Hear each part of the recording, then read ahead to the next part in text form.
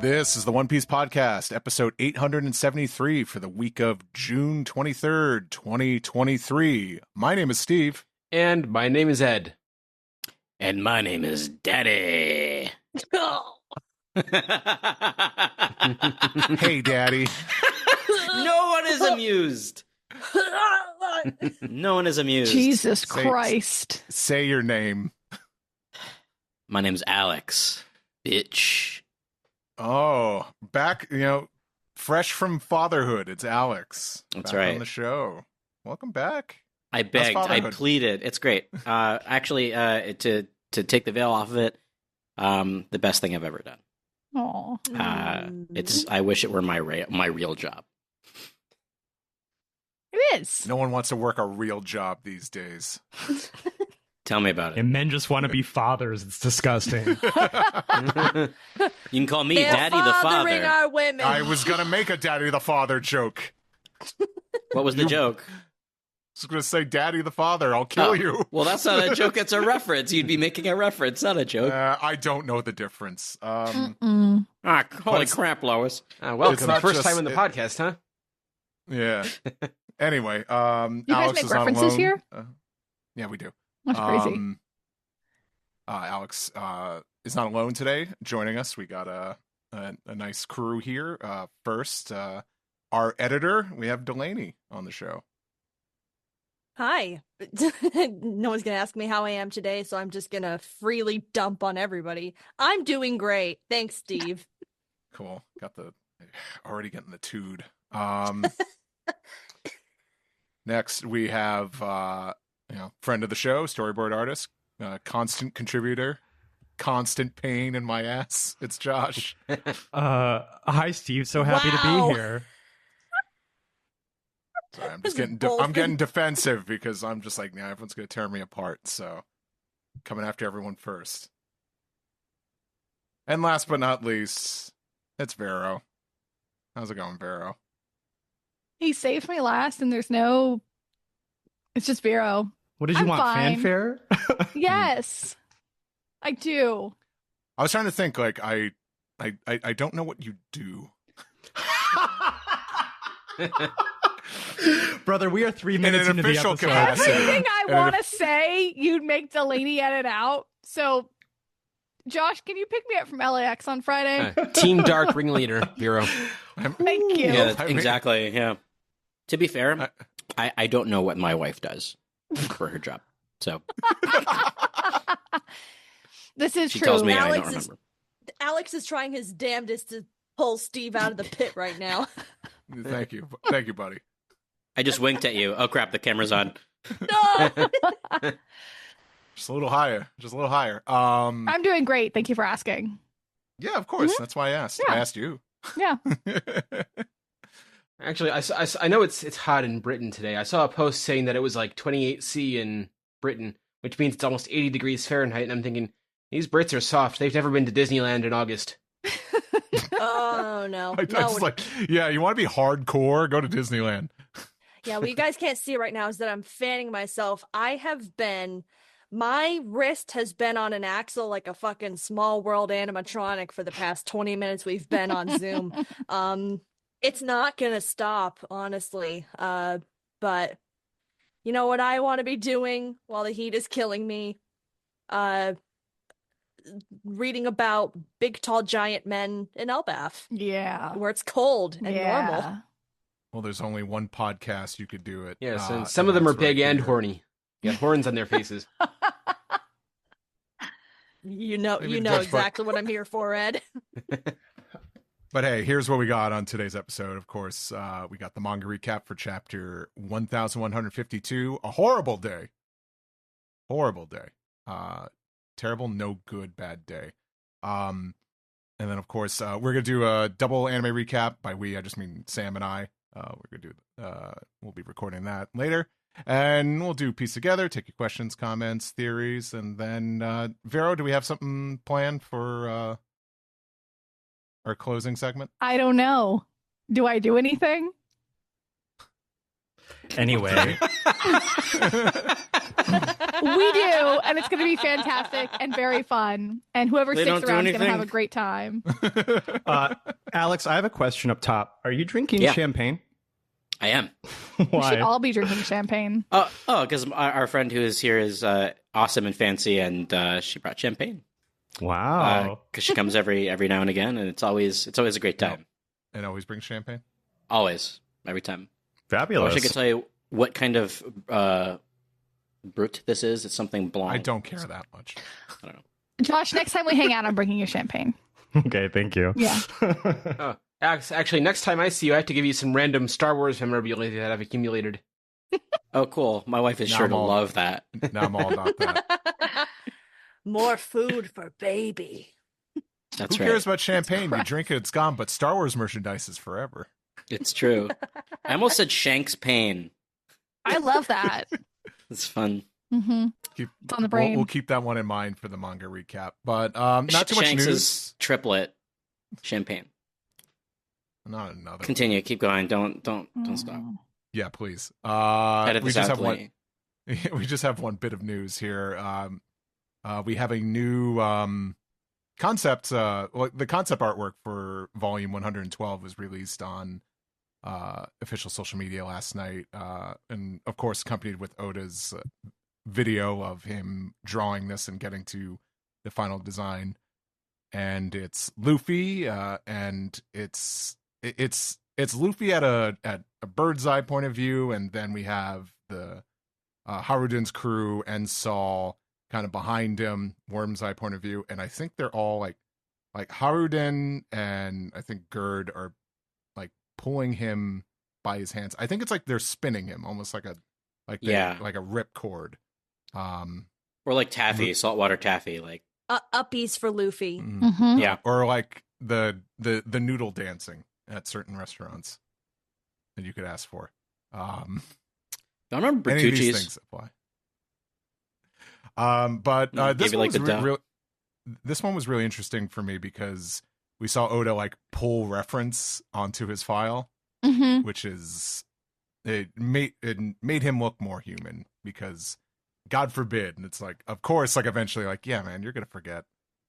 I don't think it was necessarily maybe he forgot what exactly these characters looked like, but he was deciding their color schemes. I thought that was right so then and there. cute. Yeah. And I know we've seen them in the anime, but the anime is never Mm-hmm. final say on color schemes here. So they're a lot more colorful than how they appeared in the anime. But I'm curious if anyone has any other thoughts. I actually haven't seen it yet. I gotta find it. Oh. Yeah, I didn't see Yeah, it. yeah. It's in our chat. if Is you it in the wanna Discord chat? take a look. Zoom. Zoom chat. Oh, you look. In the meantime, I'd like to bring up something. Speaking of that, like I remember back in the day when There it is. like we haven't gotten Frankie's colors yet, so we had no idea his hair was blue for like the really longest time, and my assumption was that he was a blonde. Blonde Frankie sounds evil to me. That's like Yeah. his evil doppelganger. He's your I remember sleep paralysis blonde, demon. Yeah. blonde pre-time skip Frankie would be like a Ken doll. kind of, yeah. I remember those Blonde? AP days. I remember for some reason the top 3 choices were blonde, blue, or pink. Pink would have been great. You gotta It have would've been blue pretty hair. Nah, I Yeah, like the blue. blue hair. He eventually does have pink hair and films it. I think the pink afro. Yes.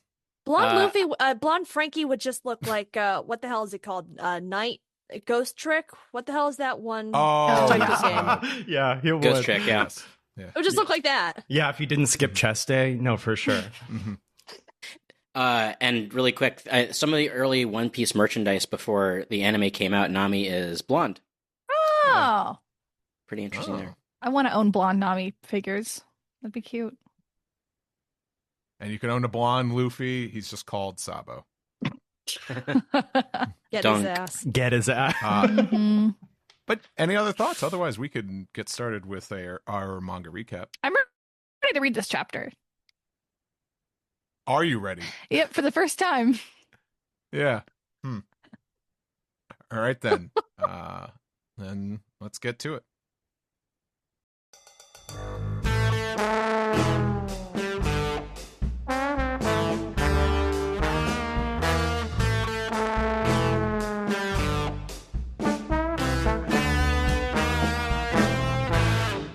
This is the manga recap for chapter 1152, A Horrible Day.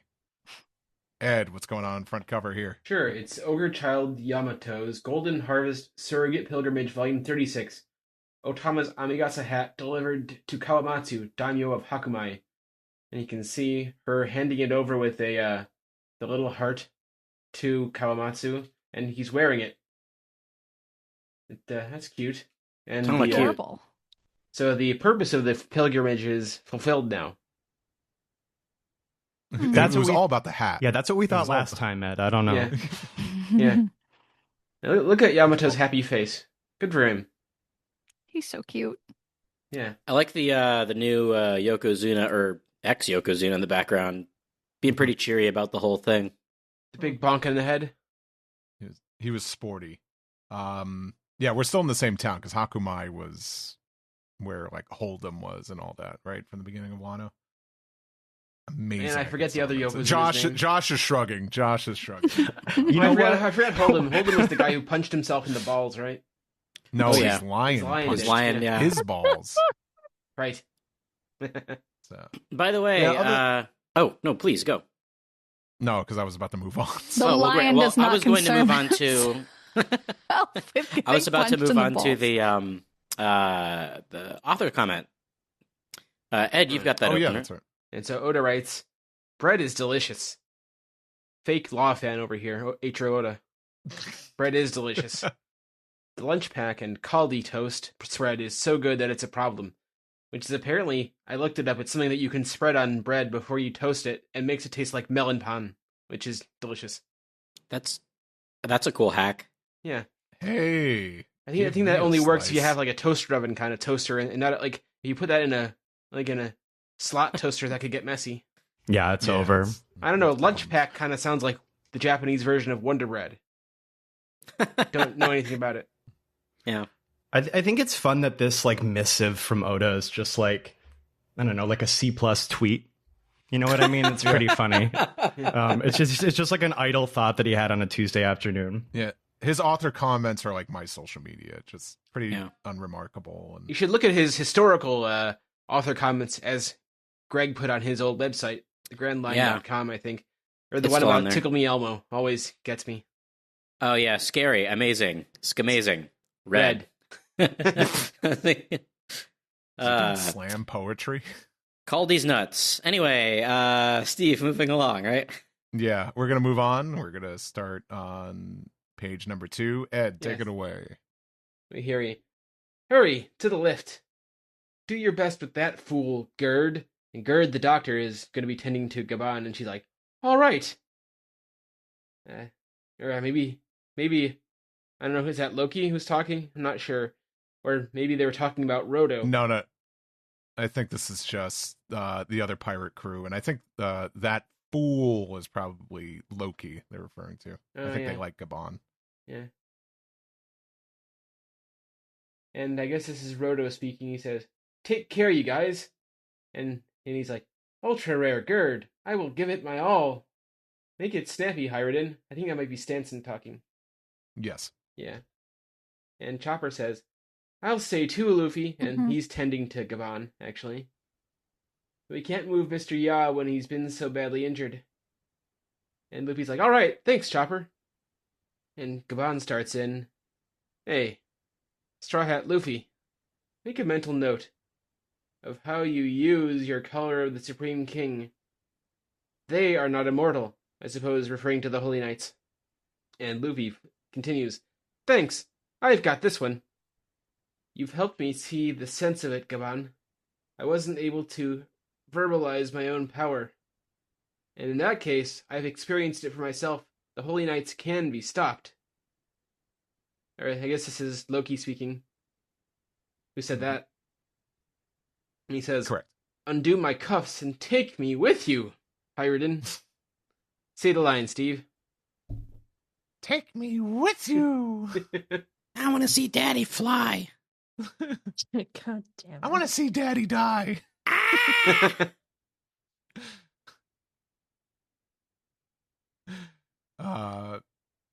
You want to finish it up here, Ed, with Yes. Howardin's line?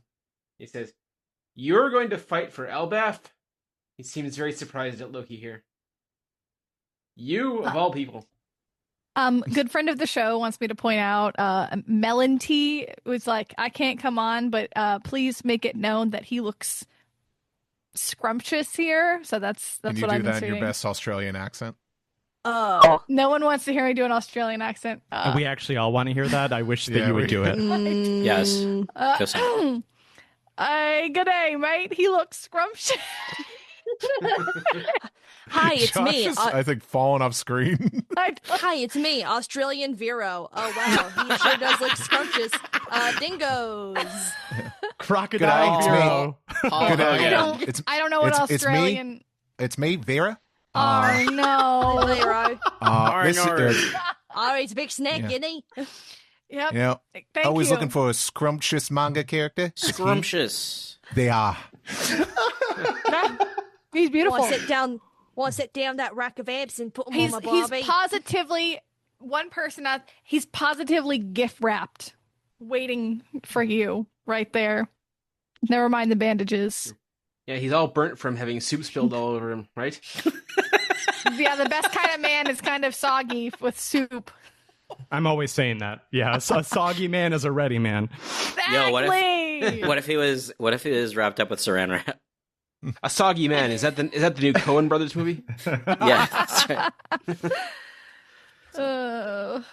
Dazzling images on the Shonen Jump screen. No, I actually had the same thought as friend of the show, Melon T. After several chapters of Elbath, I do need him, I fear. I was gonna say. I would like to formally announce that I am moving him into the harem. He is now part of the coterie. You get to put him next to Katakuri on your shelf. He sits around the whole harem. He does. All of the harem sit in between his legs, yes. I regret to Collapse inform you the that harem. like you and the harem would have to live in him. That's the he's big enough. And Josh what's is the ready to issue? go cave diving. What's Okay. Can Oh, get I see real Lunk, real hot, real babe. fast. Josh is about to play Cave Explorer.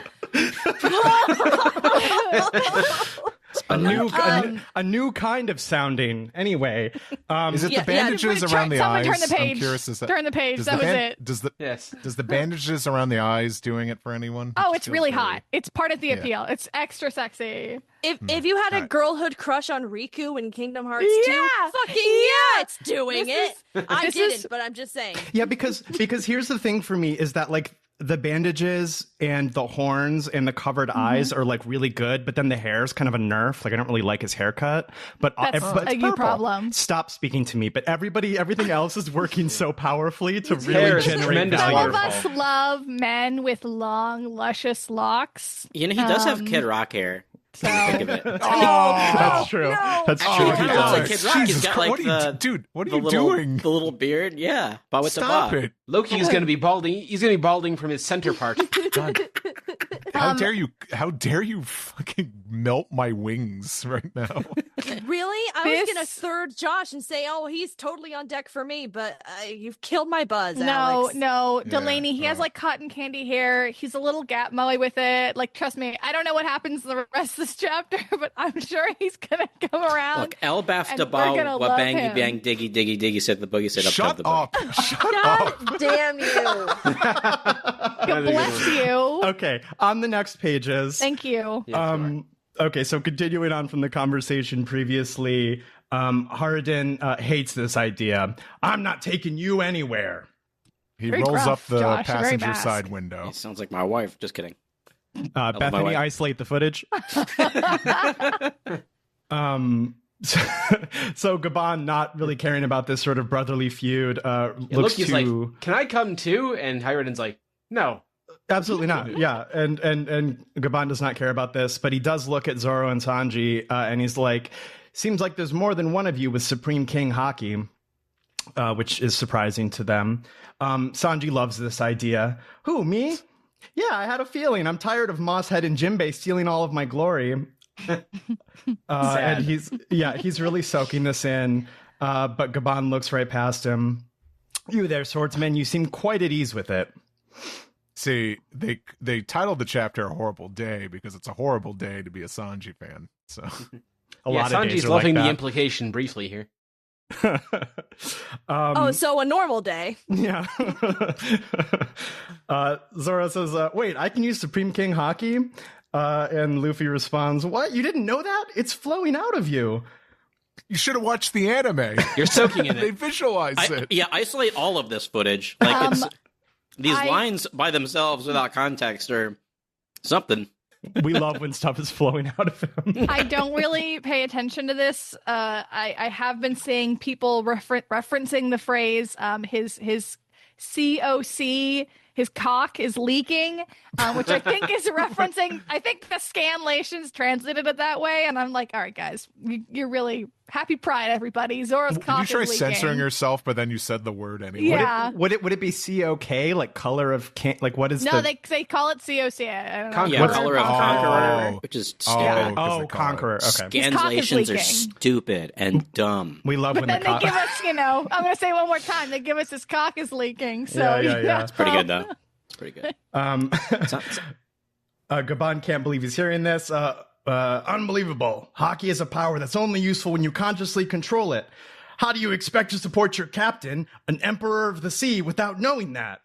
And Zoro, more shook up than I've maybe ever seen him, just says, sorry. Who knew? But Sanji, not to be outdone, hey, Gramps, what about me? And I would like to note that they are purposefully going out of their way to avoid answering this question. But Loki interrupts. This is pathetic, Haradin. You'd rather have outsiders save our homeland? Elbaf already has me. And again, want to bring it to our attention. What about Loki? What about Loki? But I do want to again shout out that we don't hear the answer to Sanji's question. Yeah, this is fascinating here. Yeah, it's really interesting. The fact that, I thought it was hilarious. So it's like, yeah, get his ass. No, there's no other point to this panel here.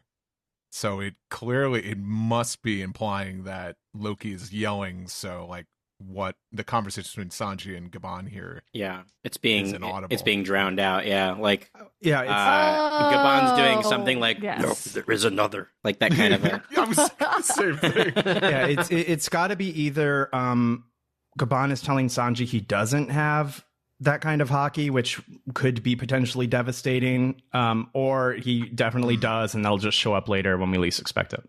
So We'll save it for the post-chapter discussion. Yeah. I read this morning. I read this as a gag, but now the more I look at it, the more fascinating. It'll show up when he needs it most, like when Usopp had observation hockey in Dressrosa. 100%. That's just going to come in handy. Alex, you were going to say something? I'll save it for after. Okay.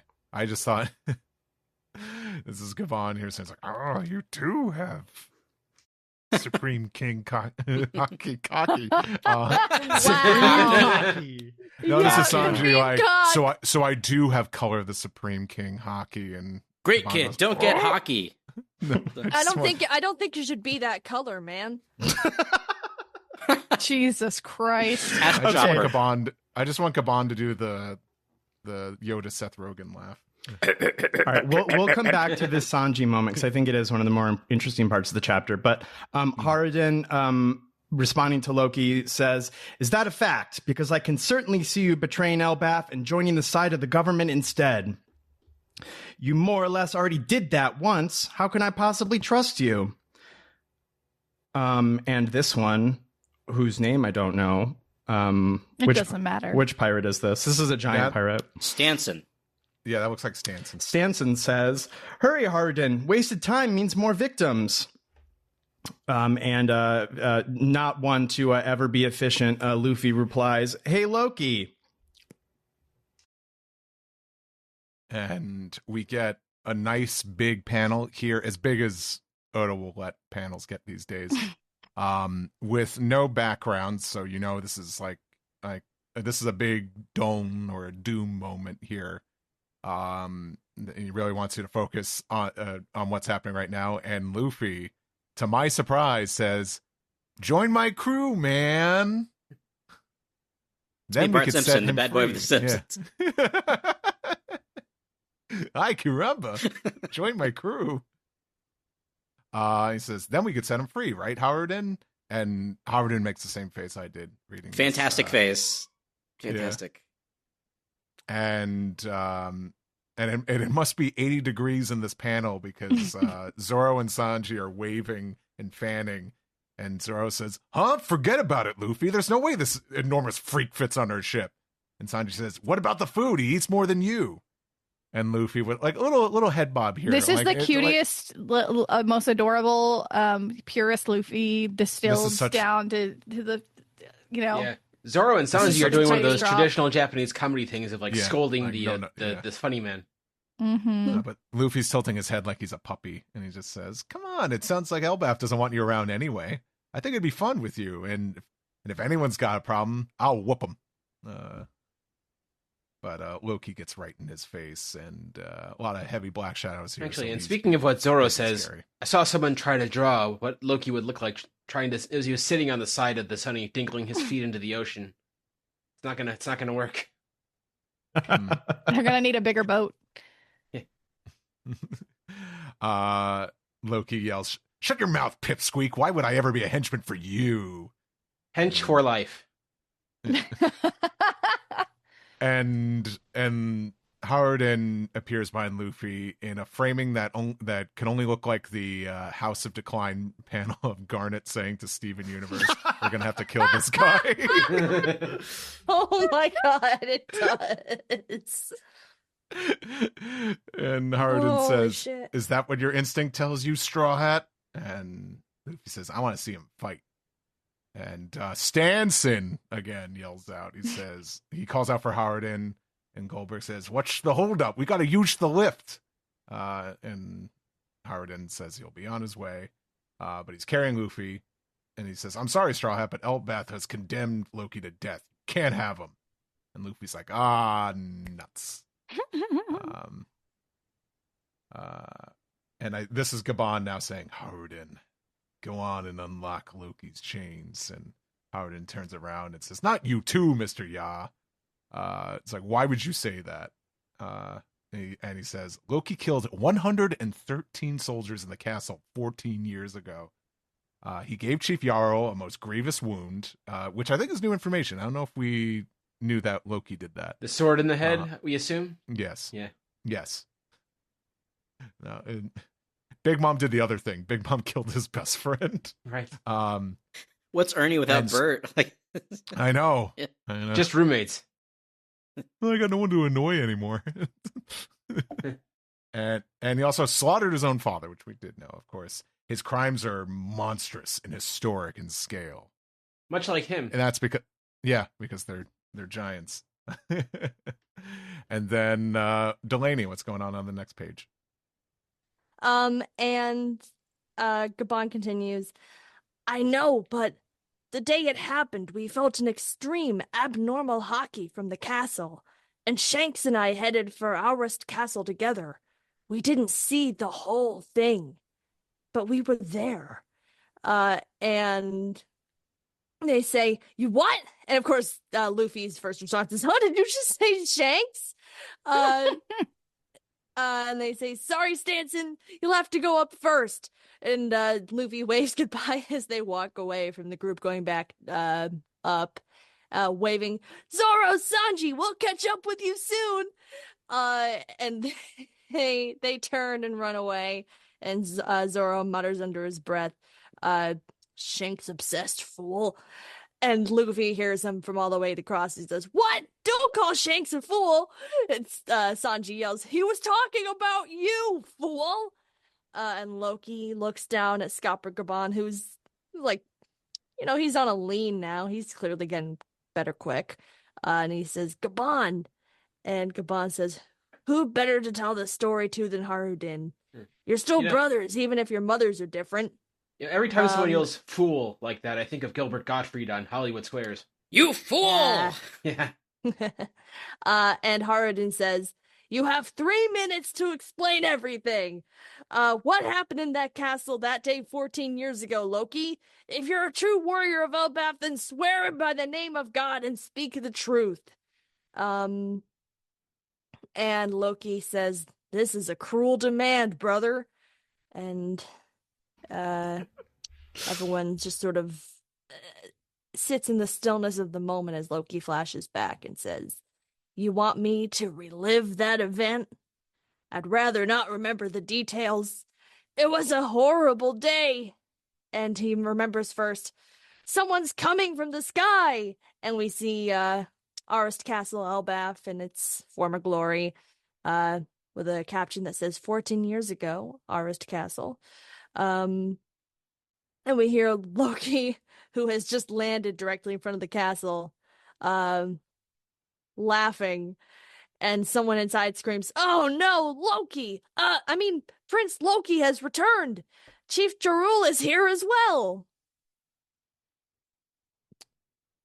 Everyone loves Ja Rule. J Rule. Mm-hmm. This is me. Yeah. He summoned you too, Loki? Says Yarul. And here's Loki with his big ol' Amy Rose hammer. And Yeah, I immediately thought this looks like a Pico hammer. I was going to say it's called the Pico hammer, Alex. Yeah. Isn't that a hammer that Kizaru would have? Or that'd be the Pika hammer. Yeah. Anyway. Pika power? Pika power. Anyway, and Loki says, "Hey, we're family. Good looking though, old man. Just try not to live too long, eh? Shut your mouth." And then these other giants are dwarfed by these two gigantic heaping monsters. One of them says, "His Majesty's in the throne room." And Loki says, "What does he want with me anyway? I've no interest in a man who'd sell his soul to the world government.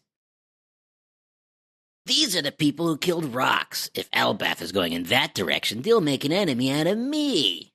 And Yarl says, "Lower your volume. I'm an old man now. I'd rather leave the politics to the younger folks." And then, look, and this is Loki who's saying, "And that lackadaisical attitude is exactly the problem. It's how you end up with peace-addicted children with no idea of how to swing a weapon."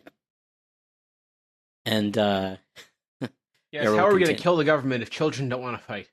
That's right. Yarul says, "That's the age we live in. My granddaughter's granddaughter doesn't fight, and she's adorable." That's Ilva? Yeah. Mm-hmm. Ilva, yeah. "Soft old dullard. Train her up. Use some discipline." And then we hear just, "Oh, what's that ruckus? It's coming from the throne room. Chief Yarul, thank you for coming.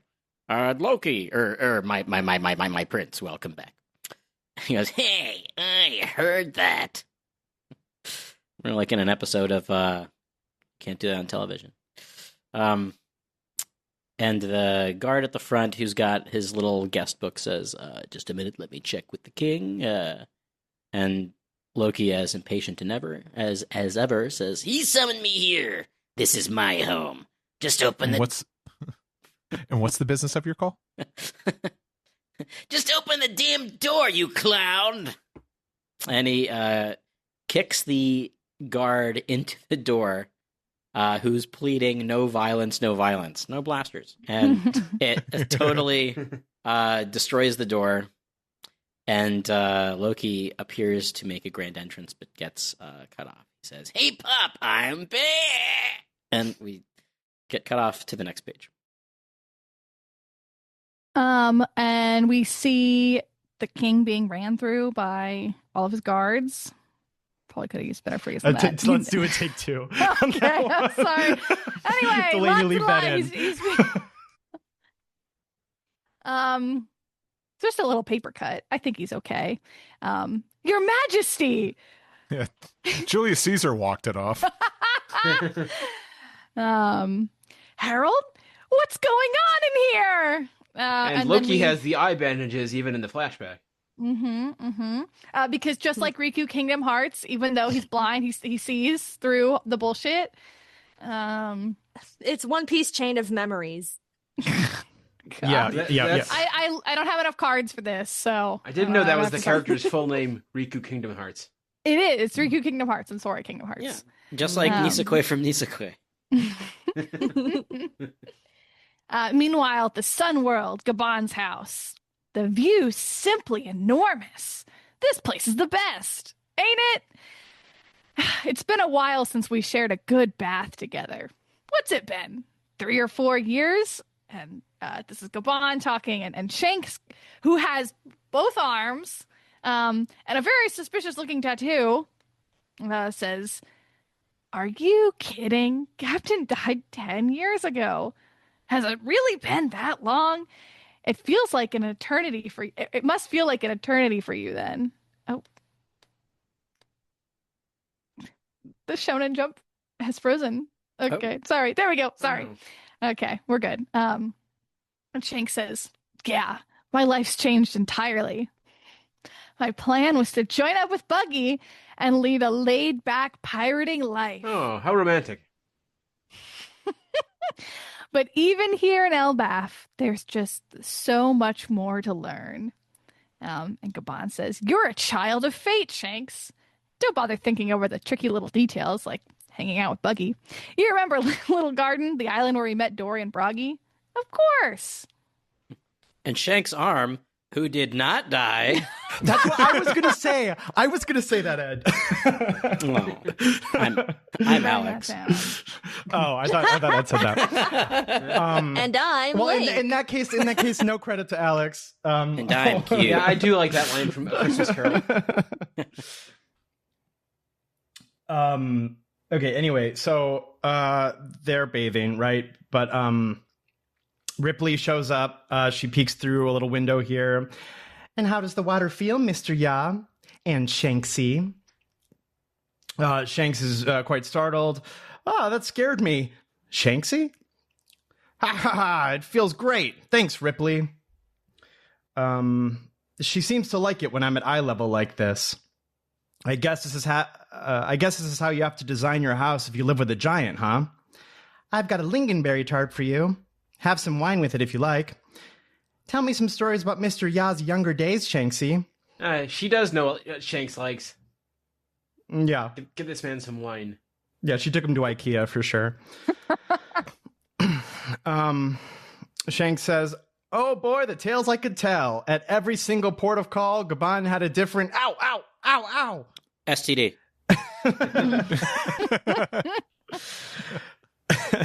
A brave new frontiers in STDs. Hey, punk, you want to leave this island alive?" So this is later after their baths. Gabon continues. "You know much about King Harold? They worship him like a god here in Elbaf." "Yeah, I met him in Marijoa. We got along all right. But there was something we couldn't talk about in the Holy Land, so if he's back home, I'd like to meet him and discuss it before it's too late." What was he doing there? Ah. And then we have our narration bubbles. On this day, there was a massacre in the castle, and we're seeing like emus like hockey here as well. On this day, there was a massacre in the castle, and the most beloved king in Elbaf's history, wise King Harold, perished. Huh? What's that? Let me out. Who blocked the door? Help! And then we just see like gore effects, which, seems kind of exciting for Oda. I like that. I like that panel. Chief Yarul. And we see the sword go through his head. Some chains get cut here. "This is the treasure of Elbaf, the forbidden devil fruit." We see like a chest here. But what was it that caused people to praise him so? For that, we must go back in time to 109 years before the present, when the question of what is the most frightening thing on the sea would elicit a unanimous answer. The giant pirate crew were the most widely feared figures of the day. Yeah, and we see Dory and Broggy there. Yes. Yeah, they're so cute, young. They're flame auras, or whatever that is. I think that might just be flames. Yeah, I think they're pillaging, Ed. I believe that's the pillaging. But this is what they looked like on their wanted posters, right? Yeah, I think so. Mhm. Yeah. With the little crappy facial hair on Broogie. Mm-hmm. And we see the ship dock into port, and somebody says, "It's a giant ship!" And the narrator continues, "At the same time, the royal ship from the land of giants only enhanced the fear the world felt towards Elbaf." And then we see a giant say, I hear there's a beautiful princess in the castle. Take a look. and the princess screams, "IE," and the giant goes, Deal. What, No, why does this princess? Why does this princess look like '80s Cher? because it is. It's she's Can tell by the hair. He's gonna give her the You moon. no good giant piece of shit. Kiss I my white lost my feminine hand, I ass. lost my bride. Yeah.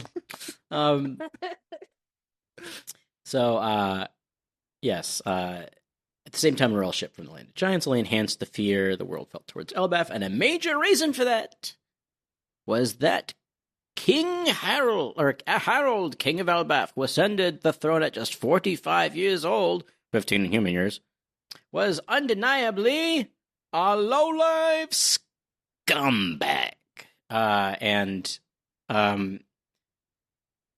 This is Josh? Yo, What? what? I want to know what Josh thinks. I wasn't even speaking. I was sitting here quietly listening to Alex's story time. I'm sorry. I've been attacked for less. All right, everybody, get back on your carpet squares. We can I'm discuss sorry. the physique of King Harold after we're done. Undressing him with your eyes.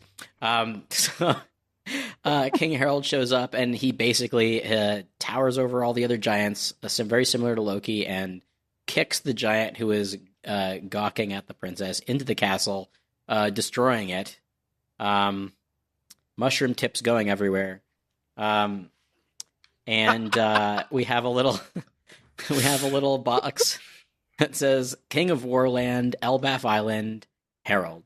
And this is a really cool panel showcasing scale, I think. Because in the foreground you have like all the people running around like there's a kaiju attacking, and then you have the regular ass giants sort of in the middle ground, and then towering over them and just kicking everybody's shit in is Harold. With his And giant horns. yes, he looks like a giant tiefling basically. Mm-hmm. The ancient giant horns have that they're not just straight up horns on their head. There's a little bit of a gradient. Yeah, they kind of look like inverted fangs, like Yeah. snake fangs. I like it. And he's wearing some sort of scale armor as well, and has a giant ass fuck sword. And Pretty cool looking. And a championship belt. He does have a championship belt, and pretty unruly hair. And we see the king and the princess. They're all like, totally freaking out, man. And Harold basically says, "Oopsie, my foot slipped." I don't know why that tell king him, kind of looks familiar to me. Have we ever seen him before? I don't know, maybe. We can just look back at the old reveries and, well, who wants to do that? I don't. But I invite the listeners. Prove Tell me us on the wrong, next kid. piece together. Yeah, prove Ed wrong. I can see how this conversation is going to go. Hey, that king was at this referee. Oh, okay. No, they'd be like, "Oh, what? Seriously? Oh my god!" That's, This Man, I love opens when up One so Piece many is good. possibilities. yeah, I love when One Piece is good this week. yeah, me too. Anyway, oops, my foot slipped. Yeah, his laugh is bara ha ha ha ha ha. Mara, you say? Bara, I say. Mm, Bara, I say. See, what's And then- Bara? I don't know. Is that just like Big, muscly mus- men. big, muscly, meaty men just beating Oh each my other's god, meat? Josh. King Harold of the Barazoku. is the bar in the room with us right now? Isn't that just big, meaty men? Hey, sometimes slapping sometimes you eat the bara, and sometimes the bara eats you. I've seen Thank the you, guys. documents. Means I've seen rose, the documents. doesn't it? That's true. It's, I was thinking of the Japanese title of Rose of Versailles, Versailles Nobara, isn't it? Wow. The bar exam. Anyway, he passed it because then he goes, "Who's your god now?" And that's the end of the chapter. I'm just glad to finally have some closure on what happened to that old Little Mermaid castle. Yep. Got circumcised. He destroyed every VHS cover. That's why it's like $500 now. That's right. Of course, you can always download a copy where the priest pops a boner. Not that happens. Alex has tried. Hey, I have like every copy of that. Like that's a movie I've double dipped on many times. It's a great movie. Great film. You would have Anyway, a that's- VHS player. I actually don't right now. I That's a have shame. many VHSs though. I know it is a shame. Anyway, that's the end of the chapter. Let's fucking Yeah, what a pretty great, good. great chapter. yeah. Horrible day. I don't get it. More like horribly great chapter. Not the adjective I'd use, but yeah, why don't we get started with talking? Alex, since it's your big return here, what are your thoughts? Oh man, yeah, this chapter was like to borrow a word that you used in the Discord, dense. I mean, like nothing else but to say but dense. I mean, like it's 17 pages, good long one. Too. Yeah, we get some fun drops. We get the start of the flashback that we were sort of like waiting for since the beginning of the arc, which is I was literally thinking the other day, when are we gonna have a flashback? Well, ever since we heard about Loki's crimes. Yeah, and misdemeanors. So, yeah. Let's see here. Going through it. Man, Luffy's awesome. He's so cool. He's the cutie pie of all time. Yeah, he is the key pie of all time, and Loki's definitely joining the fucking crew. Yeah, that's and, happening. It's weird to me how Loki is the one who gets blamed for killing King Harold, when obviously he's not the one holding the knife. There's many people stabbing him. It seemed that everybody that would have been a witness is dead. Yeah. Now hold on. I'm not so convinced that Loki's joining. I'm on team Loki because you know what the Straw Hats need? A giant. Another another buff. No, I'm on team. I'm on team. There's no fucking way. I'm on team. There's no fucking way because they're not going to kill another boat. Oh, yeah. As soon as he gets on that thing. Like They're not going to break the Sunny's poor back. Yeah, because they're going to have to make a new Sunny to accommodate Loki, and I just don't see them killing another boat. His Think of heart all is the- going to think of all the- grow 3 sizes, and his body's They going to have all the, the they have the wood here. compositions. So Yes, exactly. Ed has my fucking back here because What was it? the wood, the Atom wood, it's there. It's at Elbaf. I foresee an upgrade to the And? Thousand Sunny.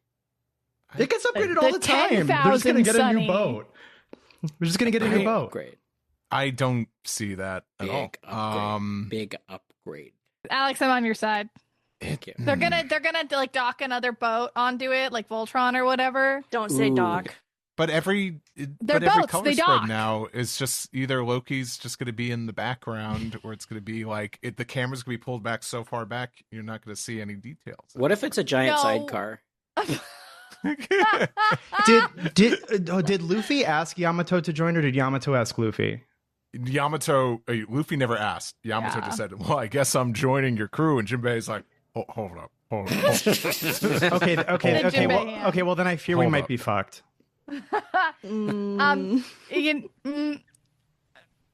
What? But- Just say it. It's a podcast. No, No, Talking continue is your a free ums and action. uhs. Delaney, cut that out. I'm not cutting that out. It's okay. Okay. Anyway, Say what you're going to say. yeah. Why are you I'm censoring being yourself? well behaved today. I'm saving the sex jokes for like an hour from now. Oh God. Okay. All right. Someone with an opinion. I'm just team. We're good. I don't want any more Straw Hats. I love Loki. He's like my favorite guy of like the past 3 arcs, but I don't want another Straw Hat. So help me God. Like it seems like That's this just me. arc is. It seems like this arc is hinting at like, like a passing of the torch in terms of leadership in Elbaf, because Yarul is still leading, but he's like, Yeah. you could tell things are falling apart. Yeah. And Who's the big going to lead criticism, Elbaf? the criticism is like, Elbaf's gone soft, and everyone's underestimating Loki because everyone's like, oh, you're evil and all that. But it seems like Loki. I've had just is about gonna have enough this of Loki trying to redemption. make Elbaf great again. It's not. Oh, It's not. God. No. But I just see this as this is going to be a redemption arc for Loki to be in good standing with the Giants again. And Loki help is fighting lead them. against wokeness and anti-violence. No, he's the opposite. No, Ed, No, here- let me have this. I have so little in life. Let me have this. Sorry. He's got purple hair. He There's has no purple hair way. and pronouns. You know He's got one of fucking pronouns. ours. Look at him. He's got purple hair and pronouns. Look. Here's the thing here, though. Okay, right? As far as like, yes, this will redeem him, but I don't think that he's going to lead. I think it's going to be Hyruden. I think Hyruden is going to be the rightful heir to like the throne because he has a level head about him to lead Elbaf. Unless they do it jointly, and I'm not like the super Wars of the positive. Roses. Oh, is that what happens at the end?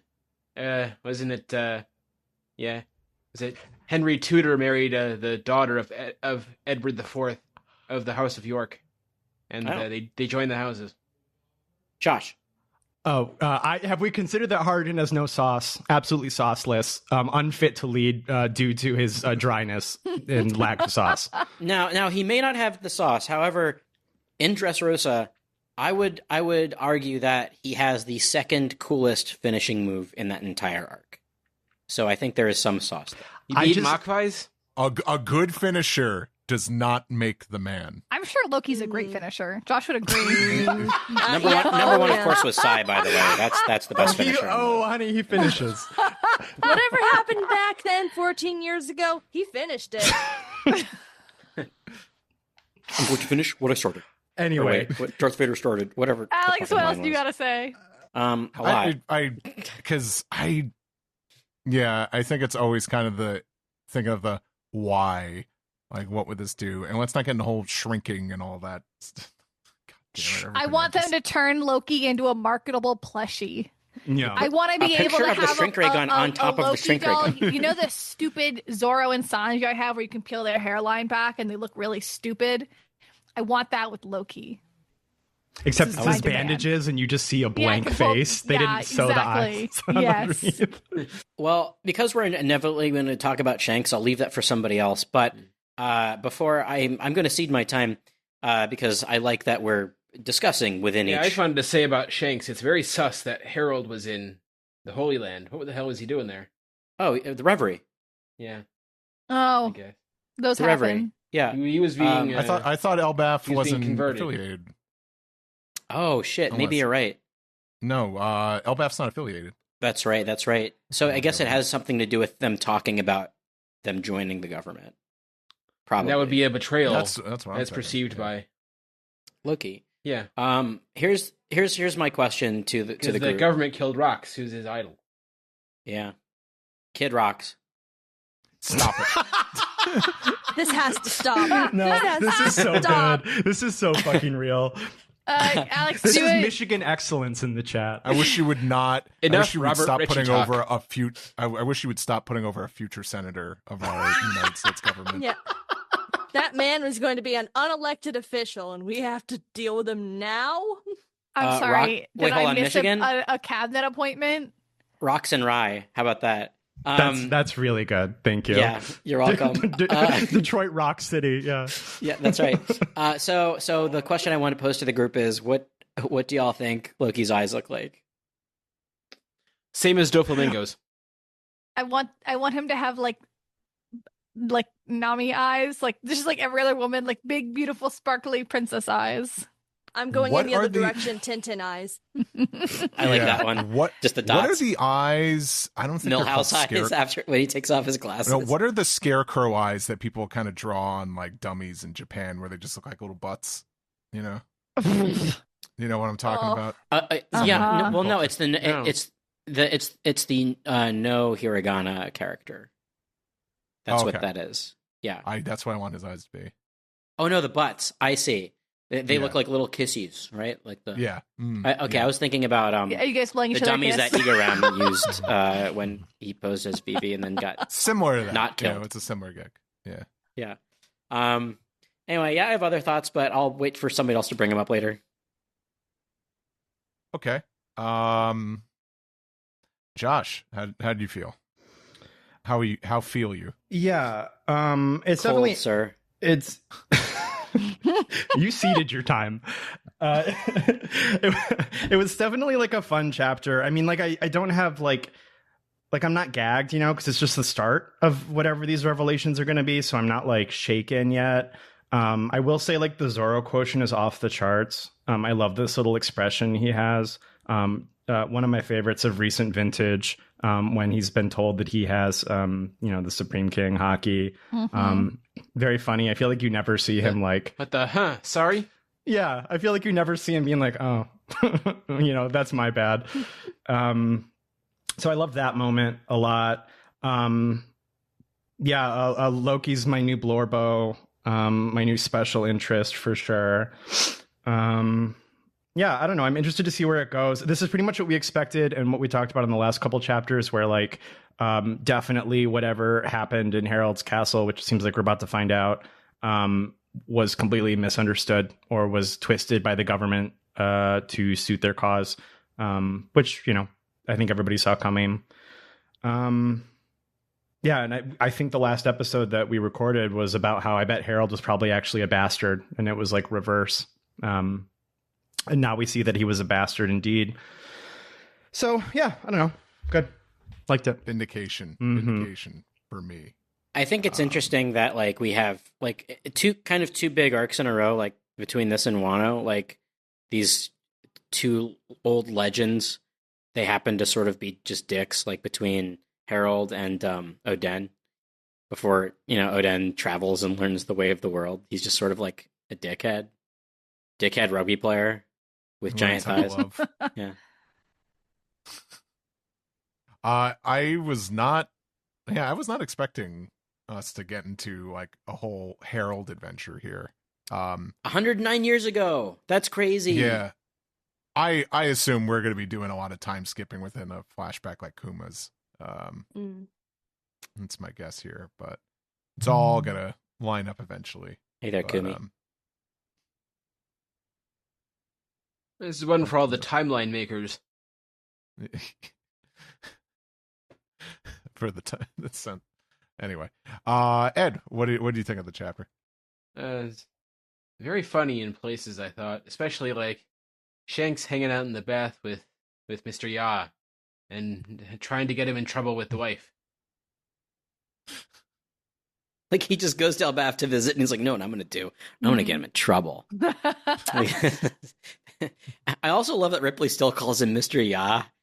They have a child. Like the way in Shanks sitcoms, like, he was mother slinging and dick all father. over the Grand Line. Yeah. She's like, yeah, I knew that. Mr. Ya. So yeah, how do you think we met?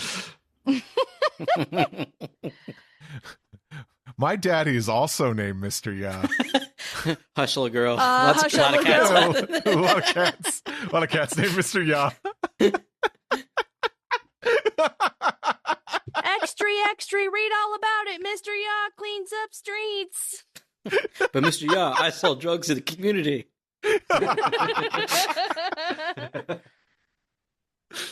Yeah, I mean, I'm more interested in the details of the conflict between Loki and his father, and who exactly are the mothers of Hyriden and Loki?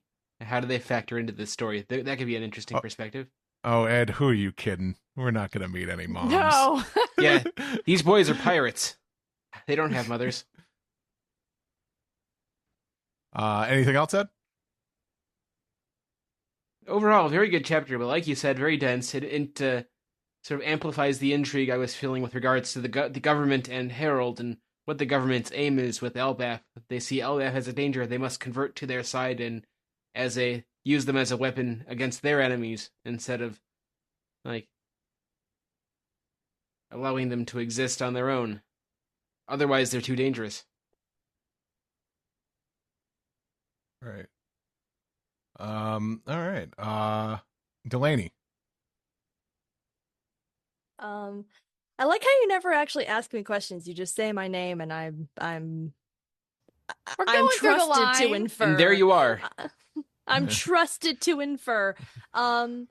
I was thinking about like which chapters I've been on for, because some of them have Been been on pretty recently.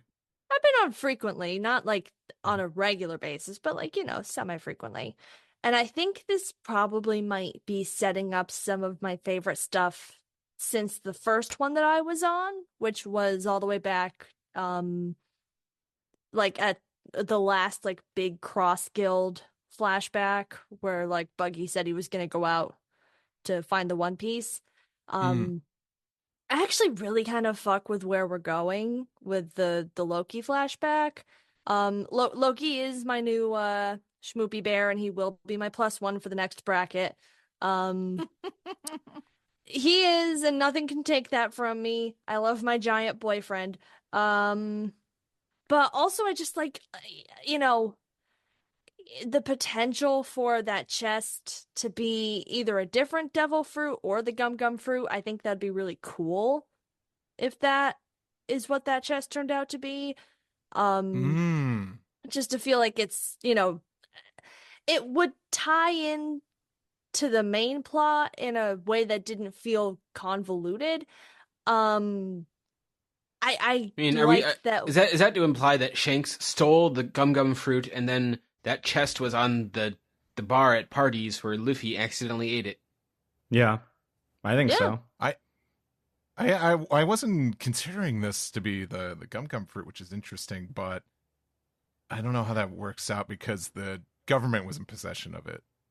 So unless the government snuck on Elbaf. Yeah, but like they were just at Marijoa, right? Like, so they could have. I haven't reread Elbaf since we started, but didn't they say that Loki had possession of the devil fruit? Like he ate it? Like the special Elbaf devil fruit? I'm aware that he has powers. He's got like he stole the power. I feel like maybe He's got powers, political powers. Yeah. Right. yeah, he's a DC mover and shaker for sure. God, I love summoning as a recently former resident of DC, I can assure you that nothing is moving and shaking in DC. And they certainly don't look this good. Then let's be real about that. Fucking no word. bandage-eyed anime men. It says making it happen. Sorry, I did a Google. We don't know what Sorry, cut that. Don't cut Absolutely that. fucking Isolate not. the footage. Fuck you guys. We don't know what Loki's devil fruit is, but it's supposed to be some kind of legendary fruit. So I don't know if it's going to be that implies that one. But Alex, your thinking was correct. Yes. I'm so tired of zone fruits. Do something else. I'm begging. Yes, absolutely. When I was Literally reading begging. today, and they were like a fucking mythical type dragon, I literally said out loud, "Another fucking dragon." We have to stop. We had enough. We had enough of animals in Wano. Yeah. It's almost like dragons are going to be important or something. I love animal people as much as the next guy, maybe even more. Okay, but like I've had enough. I want a different power. What if he's a tiger man? Yeah. And Josh, what if he's a tiger man? I'm a man cheetah. I'll take it under advisement. However, I just think it would be really cool to have something different. Yeah. So true. I agree. Josh and I were talking, and it was like, remember Mr. Five? And it's like, yeah, it was the booger guy, with the bombs. And I'm like, Lenny Kravitz. Cool. Yeah. Remember when devil fruit powers were just you could explain it in a sentence? But now it's like, why do you have these wacky powers? You're a fucking Impala, man. It's like, well, it's the op fruit. I treat every room like an operating table, which basically means I have like Nen powers, so I could do whatever the hell I want. Also, I can make you immortal. And then I could fill something with electricity and like inject you with it. And I'm just like, this is how I played fairies on the playground. Just take me back to Lenny Kravitz could just make any part of his body explode. Devil fruit's a Calvin ball. Well, yeah, well, because not to get too far off the topic of this chapter, but like Oda was so good about that, being like, I always think about like when Mr. Three's power, because he sucks and was bad at fighting, but when it was useful against Magellan, just by the nature of how the power worked, Oda's always so smart about that stuff. So like these simple powers that seem silly, like Miss Valentine can get really heavy, you know, like, Yeah, but he always finds really fun ways to use them. And like, I want that back. Gunko's power sucks so bad, dude. Thank you. I have the Reddit fruit. Yeah, I just Shut up. Dude, I'm totally with you. I feel like I was thinking about this the other day as far as like, hey, shouldn't this devil fruit power negate this devil fruit power? Because it used to be all rock, paper, scissors, battle beastie type shit. And now it's like, well, if you have hockey, then fuck you, bitch. Like it's totally, I don't know. I give me another stupid thing like the jacket fruit for Loki. I want it to be really dumb, but also inspired. Like, please. and then he like burns really good powers. Like, was this Thriller Bark? There's like a Marine who can turn things to rust. And I'm like, oh, you just kind of threw that one away. That was I'm like- Ennie's Lobby. That was Captain Shu. In East That Lobby, was Shu, okay. yeah. And I'm like, that's a sweet fucking power, and you're just gonna give this to a nobody? Yeah. Hold on, Come my favorite on. part. Fucking Hold on. in a pirate world? How useful is this? Hello. Yeah. But I feel see, like that's now that- part of the fun. Like, but dude, like think about how like, okay, Josh, I was actually thinking about that dude's power like about a month ago, being like, what else could you possibly do with this fucking power? But then I thought to myself, Luffy should have had somebody like this on his crew because that's just a cool, like, I want to see his fighting style and shit. Yeah. And Oda has a track record of making that shit interesting, so I 100% believe it would have been awesome. Also, there's another character who was introduced, in the panel next to that guy, named Barry Good, and he turns into balls. You can do Also a so cool much power. with balls. Yeah. There's nothing you Yeah. can't do with balls. okay. Tell me more. Yeah, justice for Eric the Whirlwind. Okay, that was a cool power that was thrown away on a filler arc. Yeah. And murdered by Hey. Nami. Was it? Yeah, Was he it did. ox fruit model elephant wasted on a sword? You hate to see it. I disagree with these. I think that the fun is in the fact that these powers that would have otherwise been kind of earth-shattering or whatever are think wasted might on just- fucking whatever. But that's because like we even I stopped speaking already. We see And then devil fruits have to be awakened. we Jesus. see the Marines not know what they're feeding people to be like, I hope this devil fruit doesn't fucking suck ass. And I think the fun of that is they're like, what if this guy who fucking sucks at fighting is like, damn, you've got the rust fruit, but we've tried training you and you just suck ass with it. So it's a, it's a It's a gotcha crapshoot. game. I didn't even think about that. Like and the I- Marines are subjecting their infantry to gotcha games, Yes. basically, that So will I affect the totally rest of their see- lives. I agree in the fact where I'm like, okay, I'm tired of some goddamn dragons. Give me some variety. Yeah. But I do like, quote, wasting fun devil fruit powers on like a guy on a train who can grow noodles out of his nose. You know, why not? Yeah, and that's okay That's as long not a as we devil get. That wasn't a power. devil fruit. That's just It's a not a devil skill. fruit. You're right. Yeah, You're right. I'm so He learned his sorry. nose hair. His Just nose do hairs that. are just like this. Yeah, you know? that's only fun if They're we like, keep getting "Gah." if we keep getting characters like Katakuri or potentially Loki, whose powers are like dumb, but they make them work. Yes. Yeah. Just Like, me. I just okay. Loki's I gonna don't think have the I. pretty princess fruit. That's true, actually. Pretty little... Okay, that would be I fucking will say awesome. before I forget, Yeah. this just always reminds me of the interaction between Luffy, Kid, and Law back in Shibondi, where Luffy's like, "Oh, your powers are weird," and they said, "Yours are the weirdest of all." And I'm like, "What are you talking about? His are straightforward." Luffy's? Yeah. He got I there am, first. I am the property of rubber. I can It's stretch. fucking stupid. Done. Yeah, like what Law? What's your power? You turn everybody into an episode or entire season of the Pit. Like, Yeah. like I'm oh a man, my steampunk man. I'm gonna see your whole life, a day in your life in real time. That's my fucking power, and people Yeah. are gonna die, and there's gonna be a through line and Catharsis. Chekhov's Law. guns all over the place. When I'm explaining One Piece to friends and I'm trying to be like, okay, yeah, so like Luffy is rubber, and then it's like, okay, he winds up like a rubber band, and it's about his imagination, and like how far your devil's fruit can be stretched is like how good of an imagination you have. And then I'm like, and then there's Law, and he does this, and this. And they're like, no, the immortality thing seems a bit excessive. But you know what? I'll give him that one. Meanwhile, Kid has the power to fabric glue 3D printed models of cogs and gears to his top hat. I like that. He's master of magnet. Ugh. Welcome to die. Vero. Yes. Vero. Sorry, that was a long. What can I do tangent for there, you, But I Steve? enjoyed it. Do you have any other thoughts? I hadn't started. Yeah, no, I was in the middle of It talking. was Delaney Oh, talking. my We God. talked sorry, over Delaney. women so hard It's that we been forgot so what we long. were Oh my talking over. God. We This is look Delaney. different. This is why Zach Delaney. hosts the podcast. Oh It's- no, no. Alex, he forgot me a couple weeks ago. So this is, I heard that. I Yeah. listened to that, and you know what I did? How does it feel? I was like, yeah. I wasn't. I was. The hell does that even mean? Anyway, Delaney. I was going to say I'm glad that we had the Domi Reversey thing set up, so we could establish that Harold got reverse dommed. But Yeah, I he think did. he did. And I really fuck with where this is going. And for once, I have comments on a One Piece chapter outside of this was good. Have good chapter next week. And now I'm done, Steve. Yes, and we will be back with Manga Recap next week. The app says new chapter 7 days. Fuck yeah. Good. Great. Thank you for bringing that up, Delaney. Because when he's shrouded in darkness, it's an immediate clue. Like, oh, Oda's not giving you all the information yet. So Mhm. I'm under the impression like, oh yeah, he got Dami Reversey, Dami Mommy. He Mommy got Domi Reversies. mommied.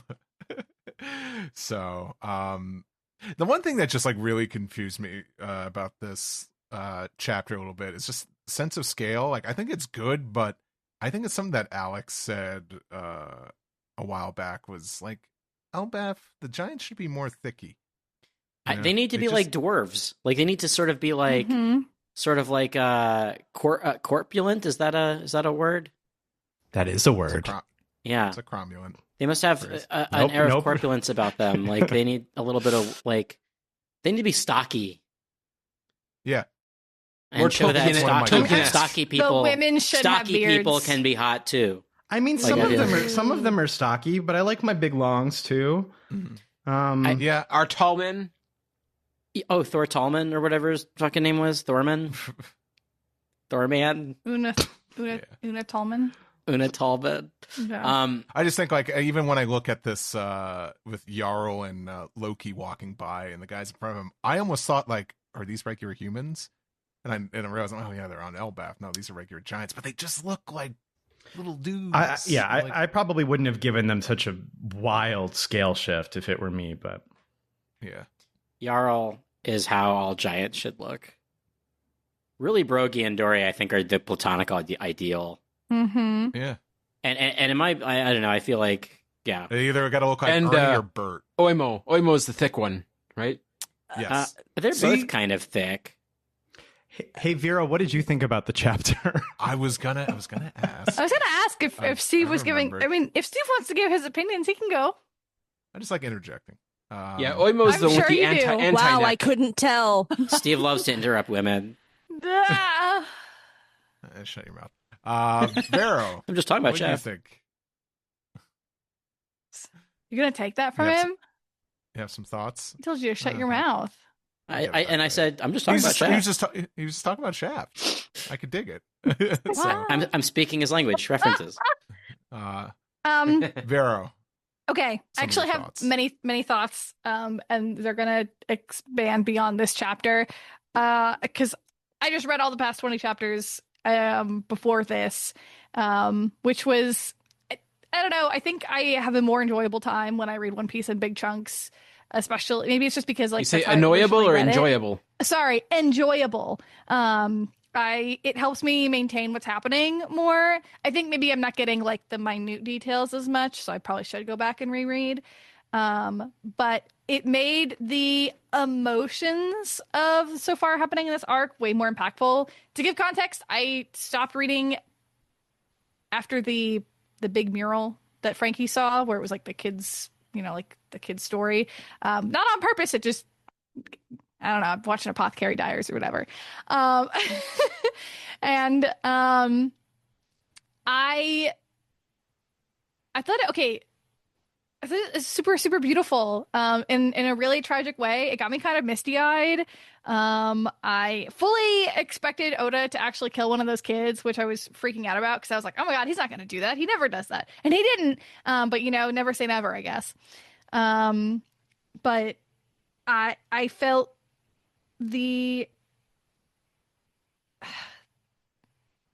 I think when you're reading this week to week, you don't feel the sense of impending danger so much, and you don't feel the urgency. And I was totally feeling that. I think that his pacing was actually pretty good with all of this. There were no parts where I was like, all right, move it along. I was very much enjoying it. He makes mention, I'm sure you guys have talked about this on the show. I'm so sorry if I'm repeating things. He makes mention of the world government purposefully destroying their heritage and their culture and all their histories. And making them sacrifice, like, okay, do you want to maintain your culture or do you want to save the children that you have? And it's like an impossible choice because like children are obviously the next generation of your culture. And it made me kind of teary-eyed. It made me feel it's very topical, I think. Oh, you're finding analogs in our society I'm like, today. Oh, wow, Oda is so good at real world parallels. And I really respect that he's willing to do such high stakes in like what is technically like a children's manga to be like, I'm gonna say it like bluntly, and I'm not gonna beat around the bush like, oh no, we're burning a library and that's sad because libraries are full of books and those are really nice. It's like, no, we're here to like eradicate you as a society and then like bring you in with the ever-present arm of colonialism is gonna make you fight for your way us. of life. Yeah, it's very evil. It was one of the first times in a while that I was sitting there seeing these new villains that were introduced, thinking like, oh my God, how are they gonna beat their ass? Which I really appreciate. Kaido was big and you're like, how's he going to beat Kaido? But at the end of the day, I'm like, big punchies will beat Kaido probably.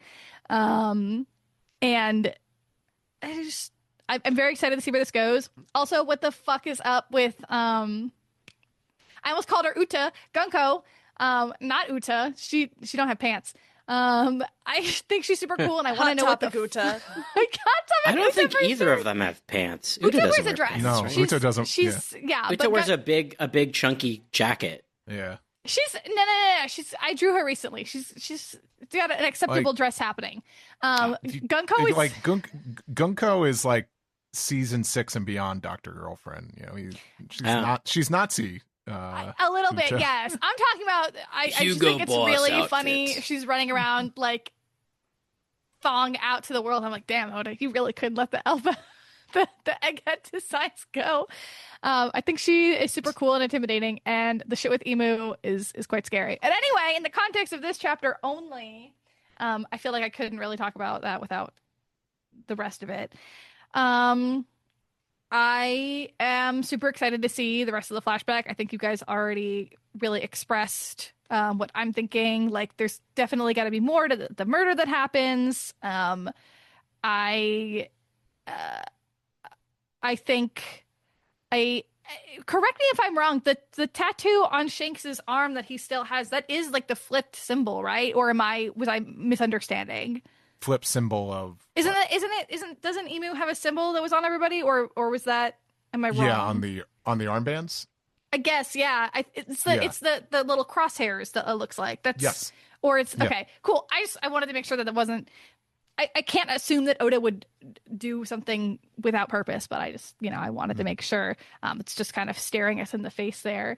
Also, obligatory 11 a.m. this morning, my long dead Shuggy group chat is blowing up, being like, Buggy mentioned, Shanks mentioned Buggy, which was very exciting.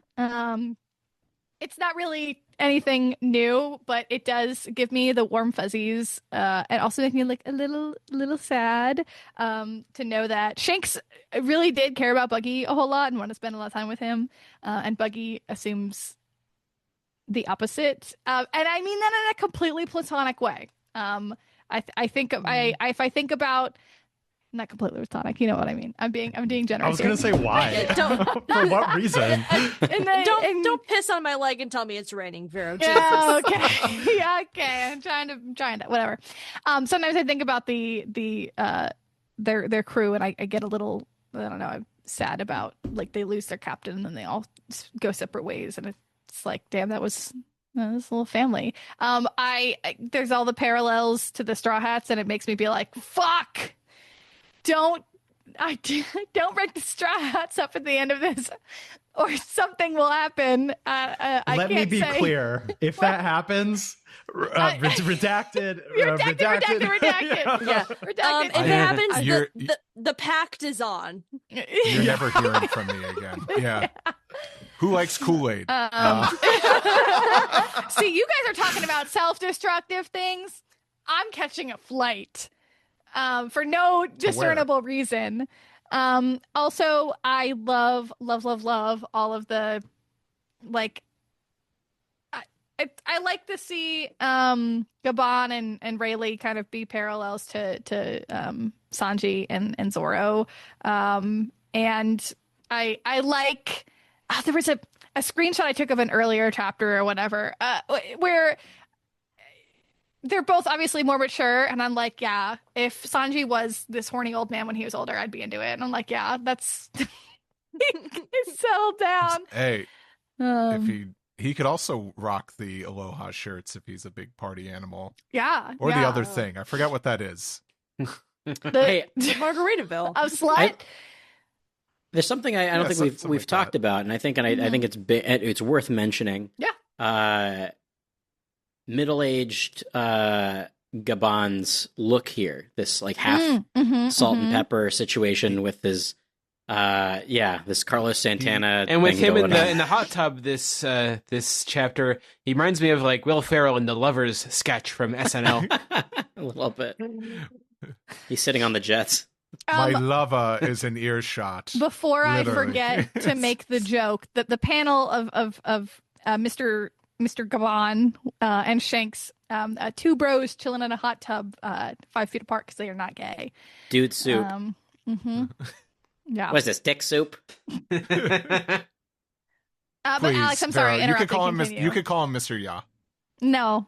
That's I'm on a what his wife first name calls him. basis with that man. Well, it's Pride Month. You could call him Mr. Yas. No, you're over budget. Okay, you I'm are writing over Steve, that I've been one. listening to the podcast this entire time. You're overdrawn at the Yas Bank. You're in debt. You're in I debt up to your support you. balls, sir. I'll pay support it you. forward. I had to get that one out there. It's No, I liked that one. He's allowed to have it. thank you. Um, You were saying, Alex, did you have something else to mention? Oh, that you're up to debt in your balls because you keep using gas. Mm-hmm. That's what I was saying. no, before that. Oh, I don't remember. That we didn't mention. I do want to bring back up, just because we said we would, about the discussion about if Sanji also has like the Supreme King hockey. Yes. I want to believe. Oh, I'm sorry. Well, no, I mean, I like I said earlier, I think either he's just been told that he doesn't, and this is going to like devastate him or bother him in some way, or he does, and it's just going to be a surprise later. I'm much more inclined to the latter, because then it sort of fits this like Roger Rayleigh Gabon like analog there. So I think Sanji's hockey is just going to come out. It's gonna it's going to be a surprise. So I agree. I think like I said earlier, if Sanji was destined to not have this, I think this would remain as a gag. Yeah. But because of this, yes, I think there's potential, but there's another step. I want to say you have to respect women before you can start leaking cock. yes, 100%. You need to be true to yourself, son. Yeah. Look at that green hair. You can only use Adonis it over against there. women. Yeah, that's actually that's the first thing they teach you at cock school. Men, Sanji, you fuck men. So, but the big You don't indicator. have to get married. You can get your beak wet. I mean, you win sex with a man. How straight is that? That's a 30 Rock joke. So Son. funny. So the big indicator that this is not a gag is because we would have seen a panel of him going blue, blue, blue, like later on. Yeah. Like, yeah. Oda cannot resist doing that shit. And there's definitely something going on here, and I wonder if it has anything to do with, like, to borrow, a film strip parlance, Sanji's changing body. The fact that he's, if you remember Sanji's second puberty. Yeah, well, he's sort of going through that, though. Like, when he's fighting Queen, his eyebrow is going Sanji's back got to grow and into forth. his power bands. Yeah, and he was basically getting all germified. His bonitis. He had bonitis, and I think that there's whatever that is. I think we might have posited that he might have Lunarian genes in him or something like that, or I think that might have something to do. I think that with... was cluing in with King, because it was before it was revealed that King was Lunarian. So I think that was meant to hint at. If Sanji has Lunarian dream, Odo is gonna have created the Blorbo OC of all time. Well, that's why he can. And he's that's a why cook, he can. and he's a prince, and he loves women, maximum ride, and he's an Sanji. alien. And he can flame up his foot. That's my. That was why. Yeah, that's. Yeah, I will say that, like, I do agree, Alex, that I think if it's likely that there would have been like a comedic beat there, but I would say I think it would be narratively interesting if he did just get delivered the hard news that, like, he's now permanently inferior to Zoro for some reason. But then in order for that to be true, there would have to be some sort of like payoff to that, and I don't really see the room for that in One Piece as it is now. Like inter-crew conflict isn't really a focus of the series, and really never has been, outside of, like, Luffy and Usopp that one time. So, like, I don't really see them clashing over that or something. That seems like a waste of story space. No, I it agree. does, but it's also been something that has been part of the series since the beginning. So, if this is the avenue that they take to finally address the squabbling between the two, if that's even a plan, like, I'm just in a pure hypothetical sense where he even considers bringing that to some conclusion, as opposed to just having it be like their fun tete-a-tete bit forever, which is entirely fair if he does. Like, I'm not hinging anything on this, but it could open the door for potentially but also, like, again, it's not super, I'm not trying to ascribe any long-term storytelling logic, because we've had this twice now in the past 2 arcs where it's like, oh, we're gonna have a little bit more for Frankie to do during Egghead, and Usopp is gonna have a whole big thing in Elbaf. Usopp has had Brooke has had more to do in Elbaf. Well, that's good though. Usopp has, and that's a sign of the times. Yeah. So it's funny that we've sort of seen this recurring thing with Zoro and Sanji, though, where Sanji is like maybe 2 steps behind Zoro at all times, and Thriller Bark is sort of what I'm thinking about. The bit in Thriller Bark where, Zoro takes the brunt of the pain that Kuma gave him, and then Sanji's like, no, do me next, or like, I can sacrifice myself too. Like, I feel like that's sort of been their whole thing, and this is sort of another way to bring that back. And part of me is wondering if Gabon is sort of just being real with Sanji here, being like, look, man, I know how it feels to be third. I said I was second, that's me. But you're going to have your time in the sun, just wait. Take it from an old man. You know who I'm not third to? My wife.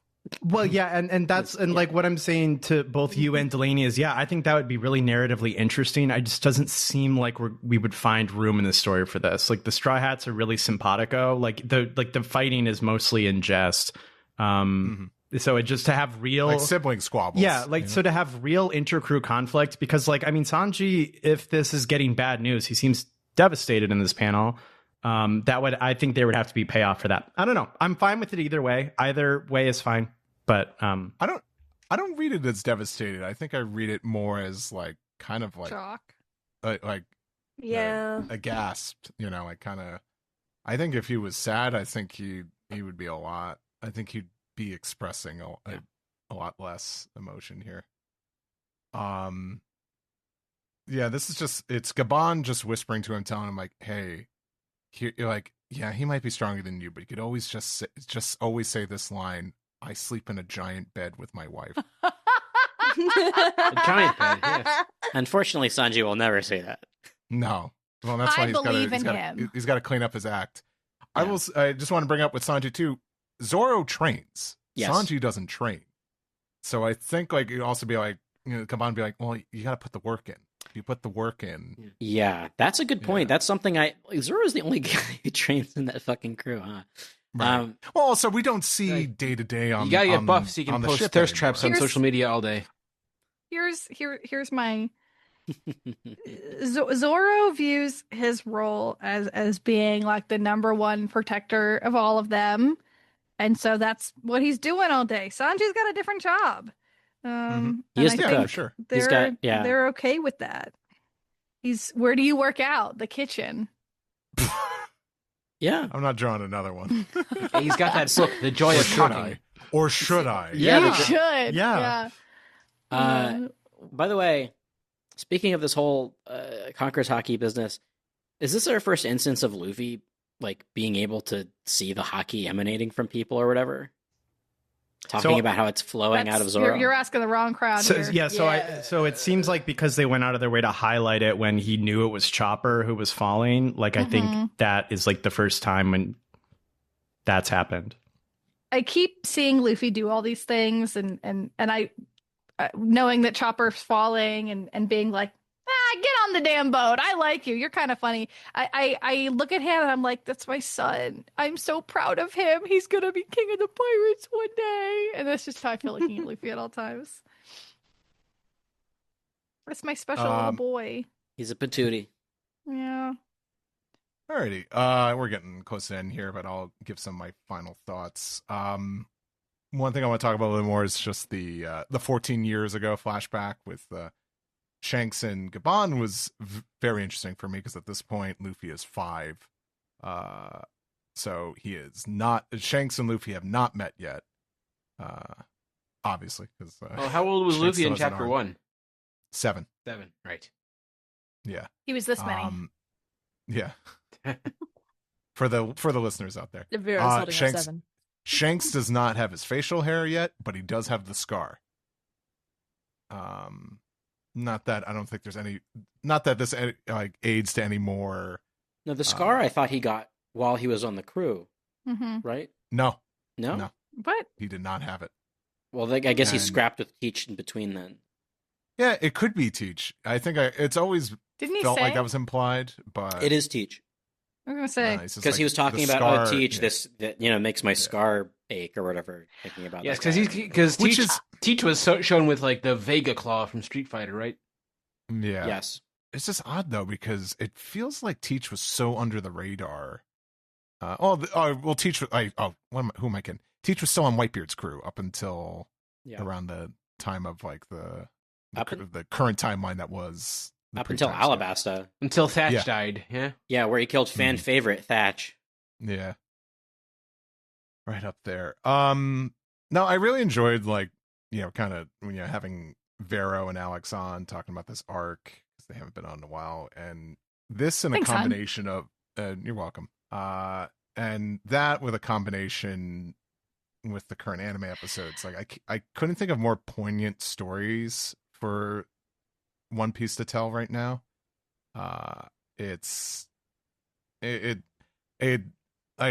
One Piece is always kind of like a power fantasy, but in a different way than other shonen manga and anime. I think more it's like, man, I wish we had these guys. But it's I'm really enjoying Elbap just for like the political intrigue too. I think it's a great story arc that I think we need right now. So I've been enjoying the build up here and how this story's been going, and I was not how I was expecting it to go at all too. So always full of surprises, but yeah, the flashback focusing on Harold is going to be interesting here. But I think because I'm like, where does the next chapter go?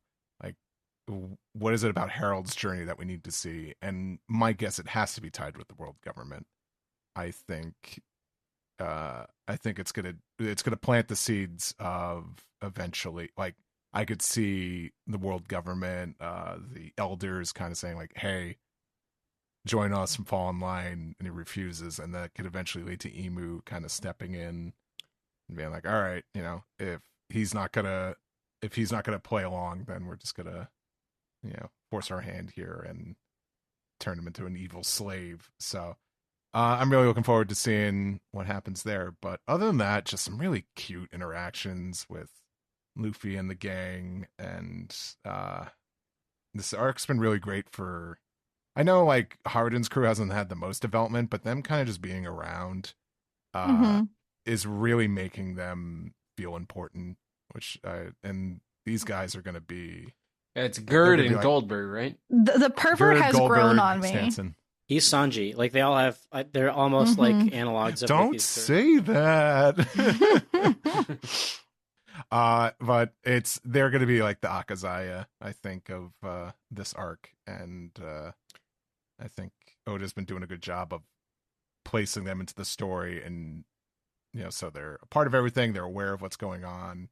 I think it's a step in the right direction here. But we've talked so much about this chapter. I don't think there's anything else really left for me to say.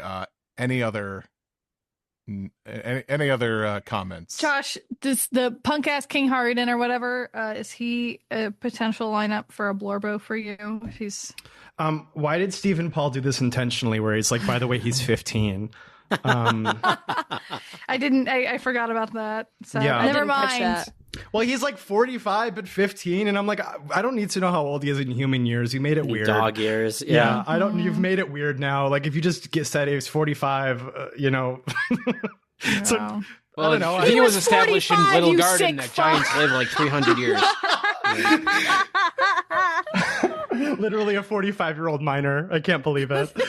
So this is Right, something that we didn't mention, and I'm sure that we'll probably open it up and piece together. But the tattoo on Shanks's arm, I wonder if, and I hope that, I don't know. When I think about shit from the first chapter too hard, it ruins One Piece a little for me. Like, oh, did Shanks bring this up? Yeah, did Shanks get rid of his left arm like intentionally? I saw somebody's post today that I'll flip it differently to you. Somebody said something like they're showing the first chapter where Shanks is losing his arm, and it's like, oh, was Shanks the first person that Luffy liberates unintentionally, which I think is a much better perspective Okay. of that. Yes. So That's I cool. like that. That's really nice. Cool. The only other I wish I had that thing person's ad. If you're out there, you know who you are. Isn't it so cool how the author can be dead? You know what I mean? And you can just do whatever you want with it. Yeah. It's Fiction fun. is beautiful. The only other thing I was going to add was, like, if, not that he intentionally got that arm chewed off, but the fact that it was that arm, he's like, you know what? I'm glad I don't have it. It's almost parallel to Nami's Arlong tattoo. Nice. Yeah, I was going to that's- say it's almost parallel to in Mortal Kombat Annihilation when Jax realizes he doesn't need to use his cyborg arms anymore, and he just sort of rips the casing off instead of ripping his whole arms off, and he goes, I don't need these arms anymore. You guys remember that? Yeah, yeah. I do. Totally. Anyway, we should answer some questions Yeah, We let's go to the should. next segment, Steve. because I Where think we don't answer questions, we talk about the anime, and by we, I mean me and Sam. that's So, crazy. Enjoy We'll it. get to that. Hi, and, Sam. And then Hi, Big Sam. if true. And today everyone we have say hi, Sam. Sam. Hi, Hi, Sam. Sam. Sam. Oh, we couldn't have timed that better.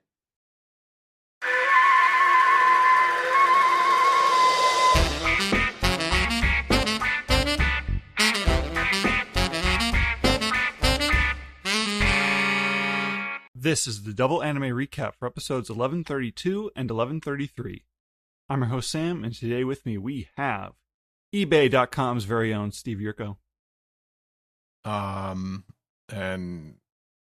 I sell it at a fine price. What the hell is eBay's slogan? They had one at one point, didn't they? I feel like it. I don't know. eBay.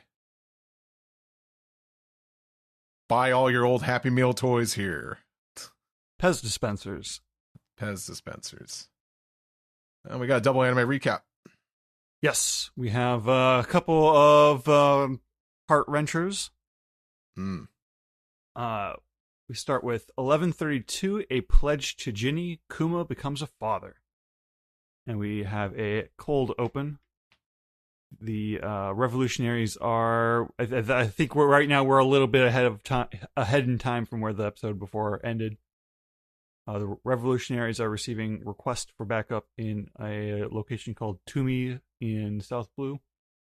And Kuma, with a certain fire in his belly, elects to go himself, but Ivankov is like, no, you're being too reckless. But then, too late, Kuma taps his chest, poofs, goes flying like a meteor, and lands in South Blue. And he starts fighting with the I guess the whatever the local royal guard is. He's fighting, and he's having all these images in his mind of Ginny.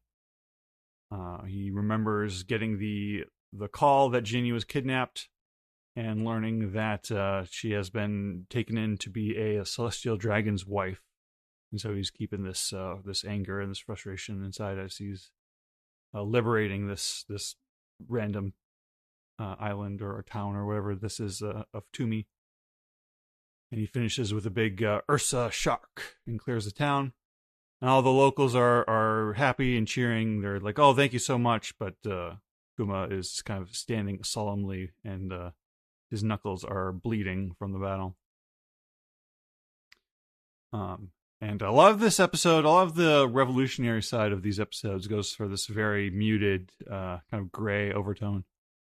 Yeah, that's what I noticed at first, because when we saw like the current Ginny of this timeline here, of this year, I should say, I think Vero pointed out, I was like, oh, it's like her colors are different. And I'm like, oh no, they're just muted, So, but yeah, I think they went for things are not gonna go great, so.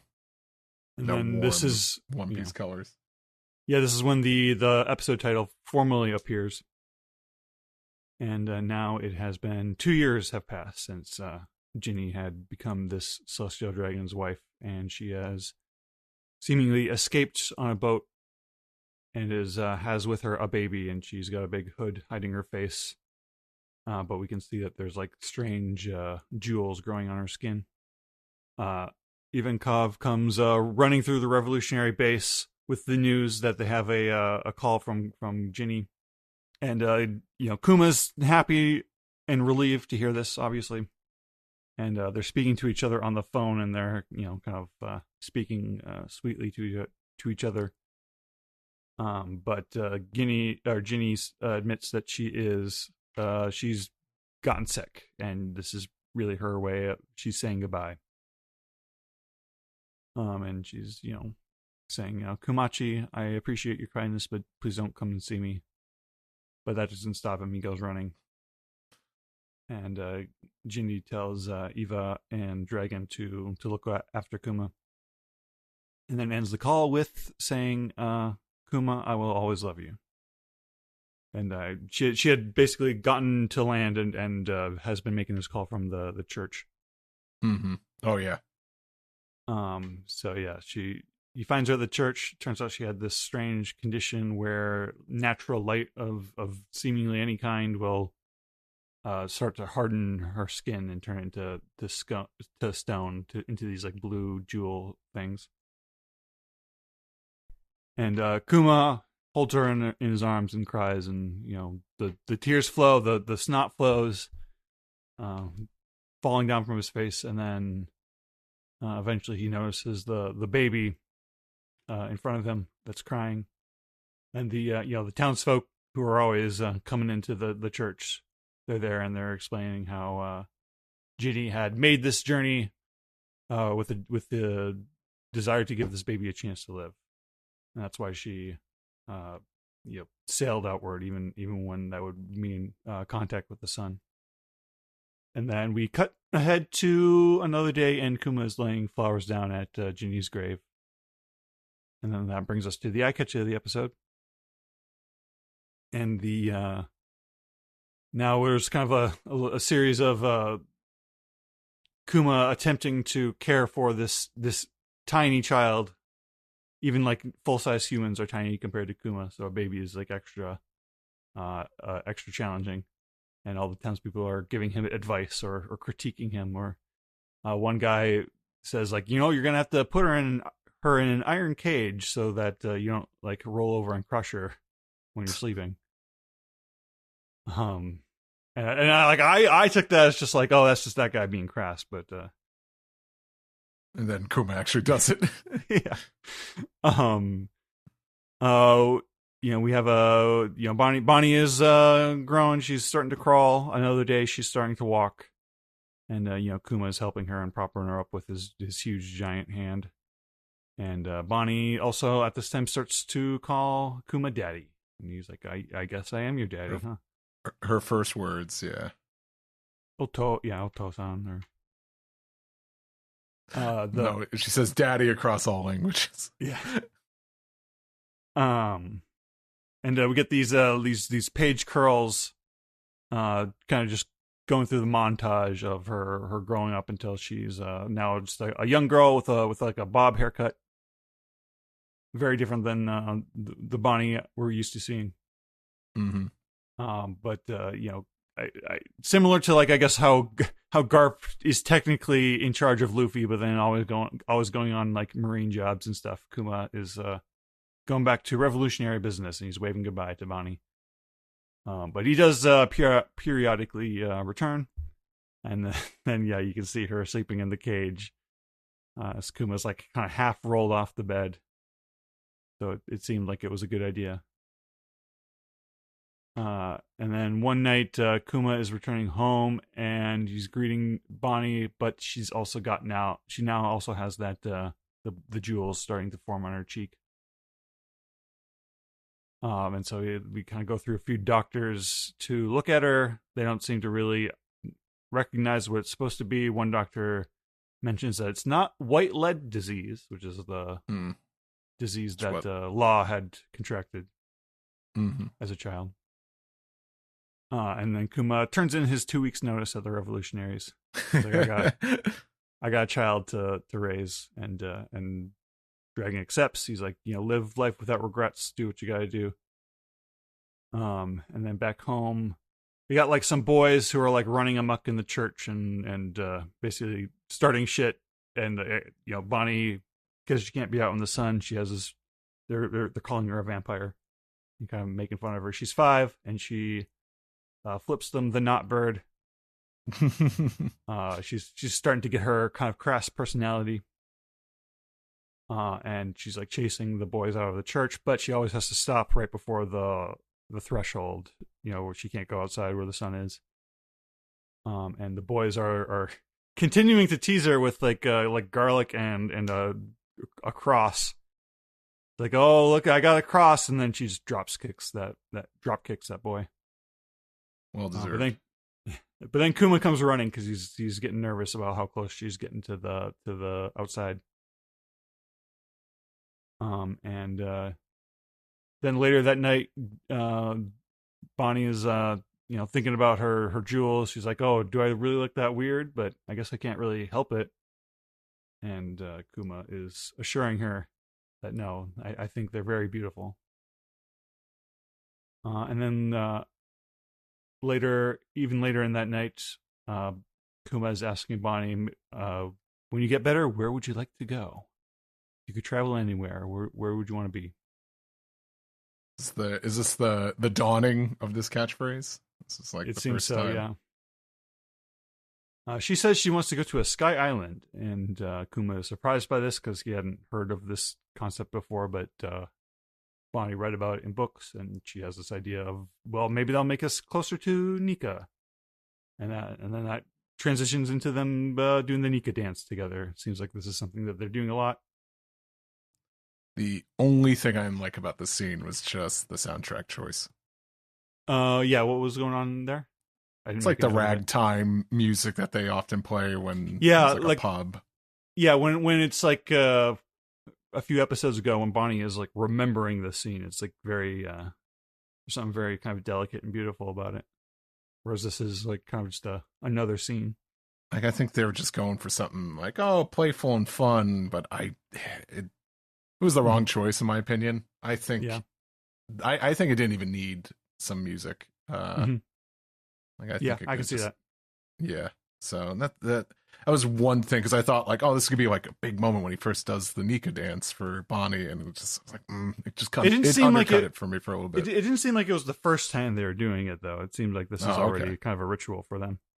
Yeah, I don't know. Maybe it's the first time we were seeing it. So yeah, and they're starting to write down. Not really write down, but they've got plans, sort of a to-do list of places to go at different ages in her life. They're like, okay, well, how about when you're 20, we'll go to Sky Island.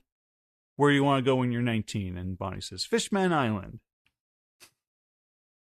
And then after Bonnie is supposed to be in bed, Kuma is heading out around back to talk with another doctor who has a diagnosis. It's something called sapphire scales, and even if you do keep it out of light, it will still slowly progress, and that Bonnie has at most 5 years to live. She won't make it till 10 because there isn't a known cure, and it's gonna just keep getting worse no matter how well kept it is. And Kuma comes back in. He's been kind of tearing up and feeling worried. And but Bonnie overheard part of the conversation. She heard the 10 years old part. And Kuma has to lie and say, like, that's when the doctor says you'll be cured. That's you have to wait 5 whole years. And then, but she's happy to hear this, because like, so we do have we can be cured. We can start making plans for year 10. And then a year later, we see the Sorbet Kingdom is burning down again. And it's King Bakori up to his old tricks. And we kind of leave on this cliffhanger of the townspeople distraught that their home is being attacked again by this evil king. That brings us to episode 1133, To Save His Daughter, Kuma the Timid Pacifist. And we get a little insight on King Bakori's plans here. He's like, I heard a little known kingdom in the east did this, where they just burned the whole place down, burned the garbage, quote unquote. It's all for the greater good, and protesters are starting to gather and fight back, and the king is giving his police orders to shoot 4 or 5. It's just kind of it just feels very appropriate, poignant, feels topical, feels poignant, feels like it's the way that like as the protesters are gathering and the king is getting the news of this, the way he just kind of like has this like this annoyed scoff, like, ugh. why won't people just like accept our tyranny here? Yeah, but real bastard. He's read the manga, unfortunately. He got inspired by Grey Terminal. Mm-hmm. So protesters are getting shot, and Kuma appears from a big smoke cloud behind them, and he's looking intimidating. Some good Naotoshi Shida action. I was gonna say, yeah. You can never not spot him. He's been appearing a lot in this flashback. He has, yes. Yeah. It's interesting. I like how this is like a very tranquil kind of flashback, but anytime there's any just like a little bit of like, Kuma needs to grit his teeth, Shida comes in. Yeah. He's fighting the guards as usual, and he eventually makes his way up to the castle, and he just face blasts King Bakori. Huge paw-shaped explosion. Freeze frame. The narrator says the incident would be known as the Solo Revolution of the Sorbet Kingdom. And so, in the aftermath of this event, the people are voting for King Kuma. They're like, we're so grateful. We think that you are the one to lead us. And Kuma, ever being ever so humble, is like, well, I guess if you say so. But he becomes a king who continues to live in the old church because he has Bonnie to look after, and that's where he's comfortable. And he does not seem like he plans on staying as king for very long. He's like, I'm just a figurehead. I'm just I'm just here to keep everybody safe. And they're like looking for Bonnie. Like, oh, so by the way, where did Bonnie go again? Who's this strange pink-haired adult woman who looks like Ginny? So Bonnie has started to come into her age fruit powers. She's taking on an adult form, and she's like running and trying to build up stamina. She's just training. And one of the old men in the church is looking up devil fruits in one of the books. He's like, "Oh, it must be the age fruit," but I don't know where she could have possibly have gotten it. And that will be an unanswered question for a little bit yet. But yeah, she returns to being a kid, and she's trying to do it again, but she's struggling. And then that's when the former King Bulldog comes to visit. He was also standing next to Kuma while the crowd was kind of like cheering for him to He was only called Bulldog. He's only called Bulldog by name because he doesn't really look like a bulldog. No, he's just a guy. Yeah. And then one of the local dudes is like, "Oh, Bonnie, oh, you aged yourself up too much. Now you're an old lady. You're a tiny old scrawny old wrinkly monster looking old woman." And King Bulldog's like, "That is my mom." Who doesn't say anything. It's just picked up like a rag doll. It's one of my favorite gags from this flashback, and it didn't disappoint. And this is the former Queen Dowager Connie, who, if you don't recognize, this is who Bonnie disguised herself as at Mary Joa. Yeah, a lot of this episode is like lore keeping, just sort of like, oh, we need to like fit all these puzzle pieces that we established a long time ago together. And now everyone's reacting to the newspaper that they've started to look at, because King Bakori has slid a 20 to the local newspaper to say that Kuma is a tyrant, and he gained his new position of power through violence, which is kind of sort of true. Yeah, but but that's not it's not really representing the events. Yeah, it's true, but it's not the whole truth. And Kuma is saying, well, if it comes to a fight, like, I will fight back. I will do everything I can to push him away again. And so they arrange to leave Bonnie in Bulldog's care. King Bulldog will, I guess, assume the role of king for the time being, while Kuma goes to swat some flies. And even Kuma now is mistaking Connie for Bonnie, because while they were having this conversation, Bonnie was practicing her powers and did manage to make herself so old that she looked almost exactly like Connie, even though I don't believe that there's any family resemblance at all, or family connection at all. Don't think so. Kuma takes his little small boat out to sea, and there's like a marine fleet escorting King Bakori, and another Naoto Shishida action scene of Kuma jumping up in the air, doing a big cool attack. We got this one marine looking like the the like Willem Dafoe, Vincent Van Gogh gif. I do believe it is like an intentional in-joke reference.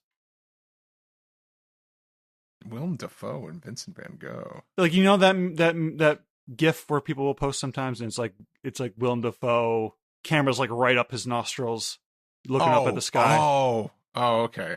What is that from? I think it's from a Van Gogh movie he did. Okay.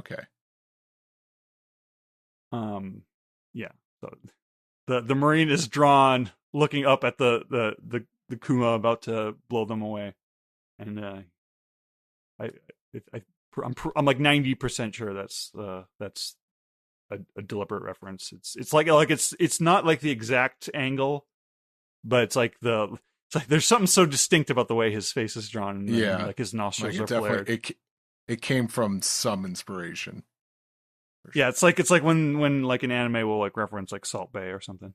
Mm-hmm. Salt Bay. And so this event made Kuma into a wanted man. So he's now a criminal. He's now effectively a pirate. And Bonnie is back home, kind of getting frustrated. She wants to be with her daddy again, and Connie's trying to talk her out of becoming a pirate when she turns 10. So now Kuma decides to spend his new reputation just kind of traveling the world looking for information about Bonnie's disease. And we kind of go through a little montage of him visiting all the places that he will eventually send the Straw Hats to. Send the Straw Hats. One of them I got confused by, but I think it's just where Brooke got sent. So. Oh, which one? It's the one that kind of, it looked like Mocktown. Because I was like, what are these buildings? And I think that's where Brooke got sent. Yeah. When he goes to Muggy Island, Mihawk's home island, he has an encounter with Abdullah and Jeet from the Dressrosa Coliseum. Yeah, was this in the manga? I wish I had looked it up. Because I was watching this and I'm just like, I don't remember them showing up. It probably did. That's so specific. It probably is. Yeah, that's a fun little connection. Mm-hmm. Definitely makes it feel the One Piece world more lived in. Kuma also eventually reunites with the revolutionaries, who are like, "Hey, Kuma, long time no see. Let's have a party. Let's get drunk." Mm-hmm. Yep. Go ahead. We meet a younger Bello Betty, who like looks so small on his shoulder. Okay, I was gonna ask about the scale here because I think it's messed up a little bit. Yeah, who knows? Because she looks teeny on his shoulder, like she looks like a parakeet. And then Kuma's sitting next to Dragon, and Dragon's like about how tall you expect Dragon to be. Pretty big next to him. So I feel like there was a little bit of a mix up there. Yep, hard to really keep the scale consistent. But Betty's thing is she's asking Kuma for permission to become the new like East captain of the revolutionaries, because Dragon had told her that the position would remain vacant in Ginny's honor until Kuma would give his blessing otherwise. And for all I know, like I don't know if Kuma and Betty had ever even met, but he's like, "Oh yeah, I know you. We're chill. You can." Oh yeah, now that I think about it, yeah, I'm not sure if this. I mean, like she easily could have been there when Kuma was there. And this is already post Inazuma and Ivankov getting captured. Yeah, so Dragon is now giving Kuma a lead to Vegapunk because he knows Vegapunk is moving labs after his recently blew up. And he's like like he's not an easy guy to get in contact with normally, but he's an odd person, but I think he's the right guy to talk to. And Kuma, with this new information, he returns back home to see Bonnie again, and Bonnie is in the castle practicing her fighting and beating Just some guard up, some random Yeah, it guard was up. I kind of forgot because I associate these guys with the evil king, but I guess maybe they're Yeah, I guess they just work for whoever is king at that moment. right. Yeah, I was confused by that at first. I mean, these guys kind of they remind me of the White Berets from Yes, Scorpio. they have the same like blue cloud right, camouflage the color pattern. coordination. I'm gonna guess there's not meant to be any connection there, but you never know with I One don't think Piece. so.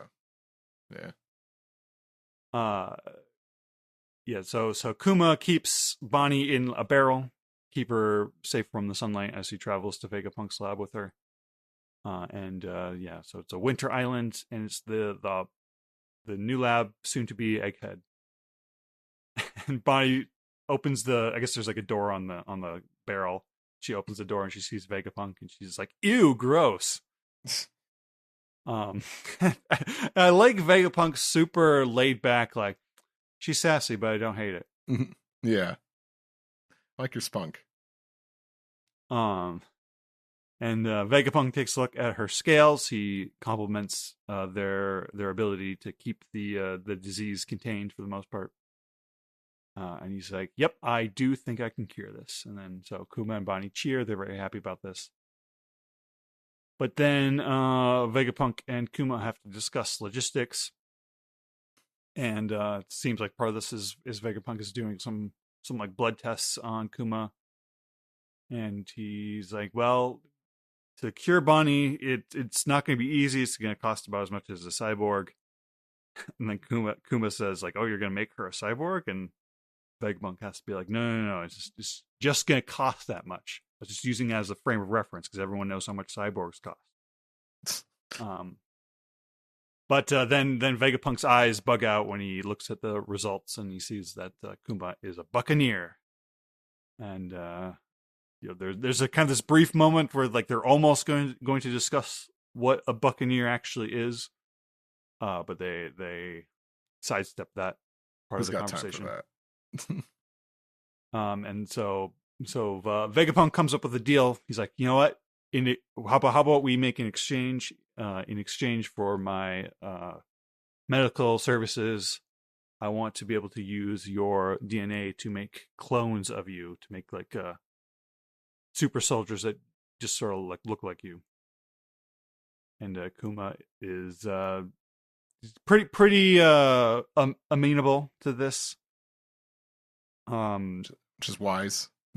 Yeah, but there's some interesting conversation about like this is a deal that would like make Dragon specifically angry. He doesn't really want he doesn't want his allies to be contributing to the the Marines police force here. But Kuma seems to like the idea that there could be, these cyborgs running around looking like him and saving people. Very optimistic for Kuma. Yeah, and just to make sure we're not that we the audience aren't too optimistic, we cut to Saint Saturn in his office, lamenting Vegapunk's lack of ambition when it comes to weaponry. And Vegapunk calls Kuma a saint, and Kuma is saying, no, I'm not a saint. I'm just a timid pacifist who wants peace. And Vegapunk's like, I like the he does the Fantastic Four meme. They'll like say that again. I didn't clock that, but that's pretty great. To be continued. General thoughts on these episodes, Steve? I've been really growing attached to this flashback, especially now that it's being animated.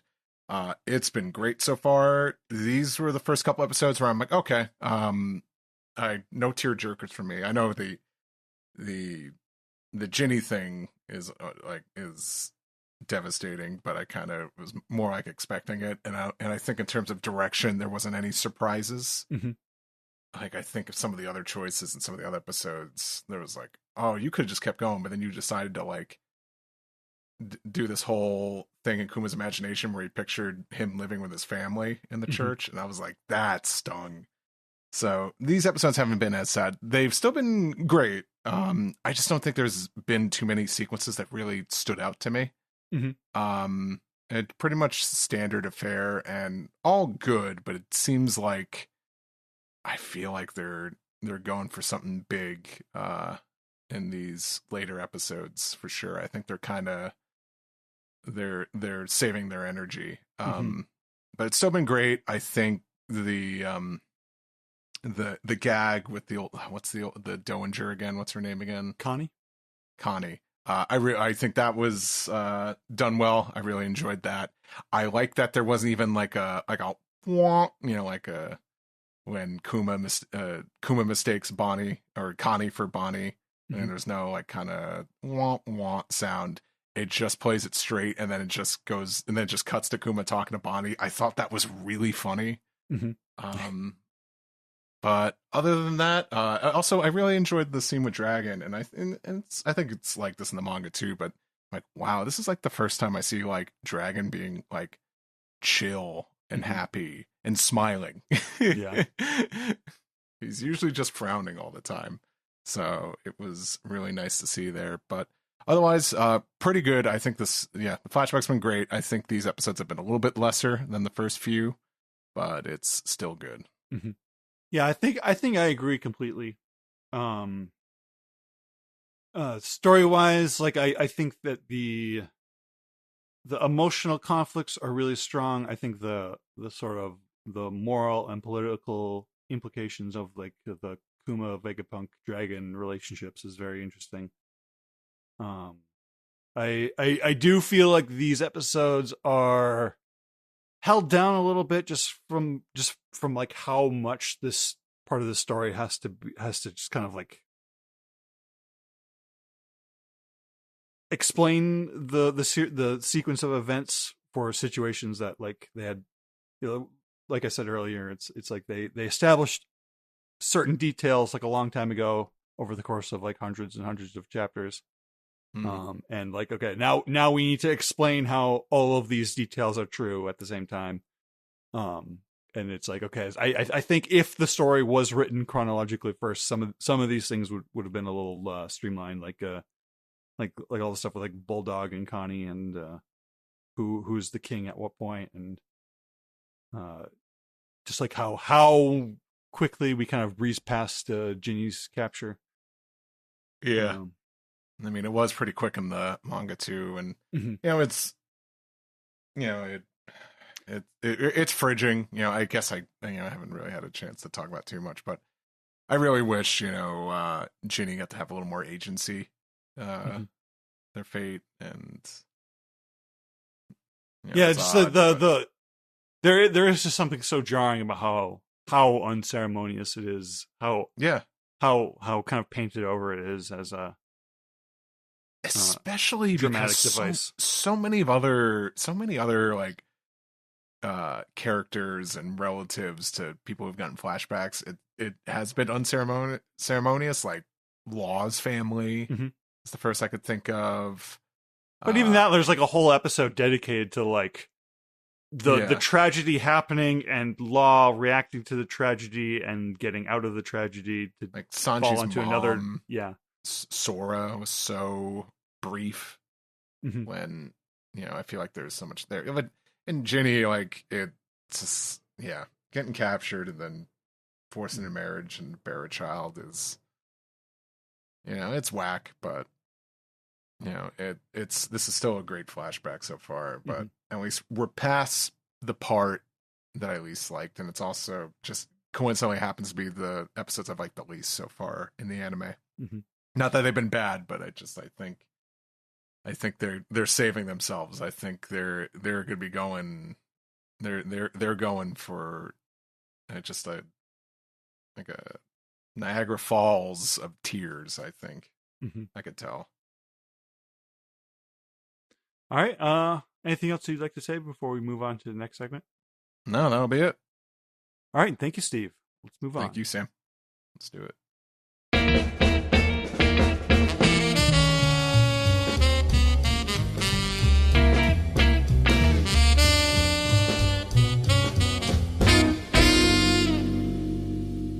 This is the Piece Together segment where we take your questions, comments, theories, and ask, who's your god now?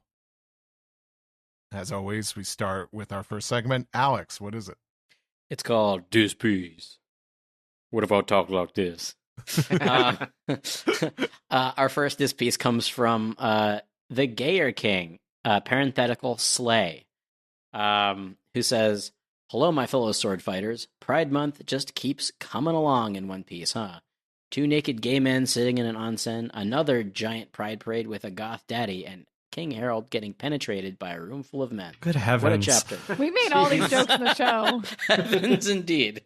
What a chapter. Although I'm stuck wondering about that chest. No, not Harold's, but the one with the fruit. What do you think the forbidden devil fruit is? Wrong answers are welcome, like the jacket fruit or the mini fruit from Zach's filler arc involving Lily. Have a great week. We talked about this already, actually. This was a huge topic of discussion in the manga recap. Well, now we could give wrong answers. I think whatever it did, it messes up your eyes. It's the glaucoma fruit. It's the only cure is just weed. The stigmatism fruit, yeah.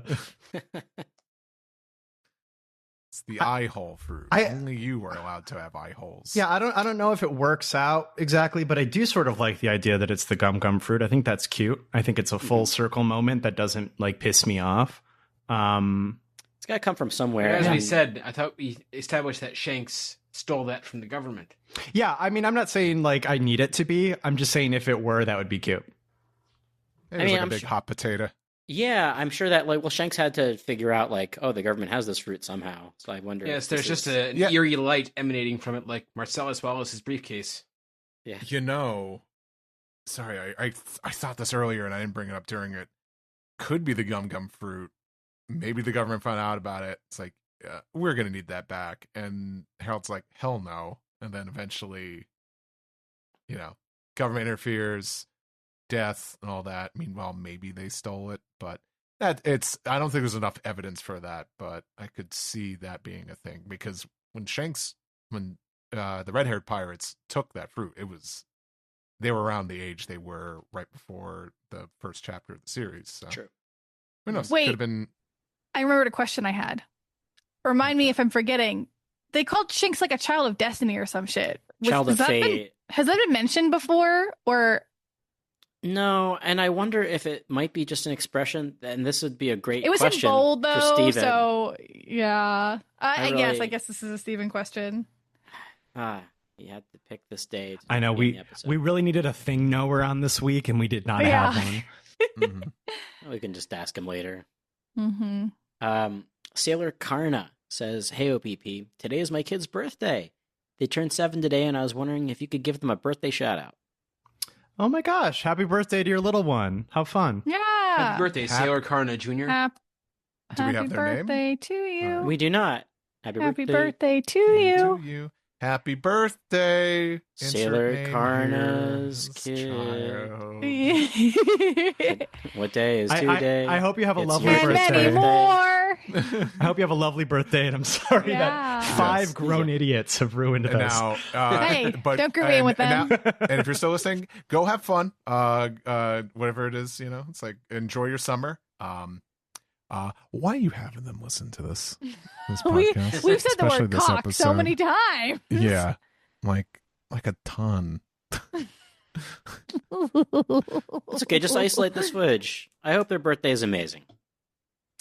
7 is a really great year. When I turned 7, I don't know. Ninja Turtles, was that a thing that I was into at that point? We weren't all 7 at the same time. Oh, yeah. Hey guys, when we were 7, at the same time, what was it like? SpongeBob. I remember I went to a friend's birthday party once when I was in grade school, and they 9/11. had someone in basically in a Ninja Turtle costume showed up and entertained us. That's pretty awesome. Which Ninja Turtle? I don't remember. It's not like the Spider-Man who did a backflip and knocked himself out. Moving right along. Vegapunk's hairstylist says, "Ahoy OPP, fun chapter as always. Shanksy has a pretty neat tattoo there, although I'm sure it's just an artist's choice and it definitely has nothing to do with the abyss. But enough of that flashback. Let's talk about the wings of the future Pirate King. Sanji was hoping, but he was properly put in his place real quick, huh? I guess my question is, I thought Kaido pointed out to Zoro that he had Supreme King Haki. Maybe Zoro just didn't hear him? With this revelation, do you think we'll see an upgrade to the three sword style, or will he focus on learning more of the aura effects? Love you all. What's an upgrade to the 3 sword style? 4 swords. Right. And we've already seen A gun. Zoro projecting the Ashura, so there's that. Yeah. What if the swords were bigger? Oh, that's interesting. Re- Like they get like giant lightsaber energy. So the swords are larger. 3 long sword style. Listen, I'm just Because he knows all about. I'm just spitballing here. Asked and answered. Yeah. It's like the Gremlins 2 sketch of Key and Peele. What if they're vegetable swords? What if they're swords made out of lightning? I love it. It's in the manga. What if one of the swords is just a woman? Ooh. Zoro's never touched You're one of saying those. that Zoro pulls out of a sheep a full-size human woman. Yeah, he wouldn't be get- putting that in his That mouth. that is a sentient being. That's the- and has her own will. Yeah. Yes, and the way that Oda is making this woman skinnier and skinnier, he probably could bite down on one. It's not only in the manga, it's definitely in the manga. It's definitely. Yeah, I mean, I don't know. I think he'll do more training, and he's just going to be more powerful because he's a brick shithouse. Yes, indeed. Yeah. Just like the song. He's a brick shit house. Yes, indeed. I said cravingly. Yeah. That's why they call you Craven the Oh, Hunter. yeah. Rhino it was bit Craven you that Warhead. was radioactive, and then you became horny for Zoro. Isn't that how that works? Is that what that movie's about? It's bit by radioactive horny Rhino. I got a paper cut from a radioactive One Piece volume. And that's how you were born. SNP says, "Hey, OPP, so what do you think Gabon was saying to Sanji in this panel? It's clear Oda didn't want us to know yet." Yeah, we Because talked about Sanji- that a lot. We sure Yeah. did. We did. I will finish reading this question though. Because Sanji was not disappointed or gloating after this, does that mean Gabon doesn't confirm or deny his chance of having Supreme King Haki, and Gabon has only told him in a way to test if Sanji has it or not? Yeah, Sanji got Glomar. My funny answer for this, I got embarrassed. Oh, We were That's listening. hilarious. wow. Now of all Yeah, you're- times. You're live. No, I think he's like, listen, man, gay sex, you have to top. That's how you get cock. Happy But birthday, I am- Sailor Carnage kid. He's like, that's why Zoro has it, because he's been doing it so much. It's your turn. You need your rite of passage, boy. Learn how to be verse. Happy Pride. Happy Pride indeed. Straw Hat Signed, Pirate Mr. 9. Straw Hat Pirate 9 says, fantastic chapter. Luffy's shenanigans were on point.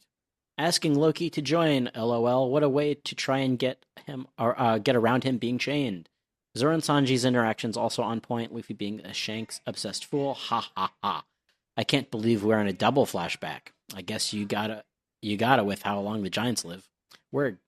Once we get this to being animated, I really hope Toei will give Shanks Yeah, and you know Gabon those and the hot flashbacks tub that are moment. like double flashbacks?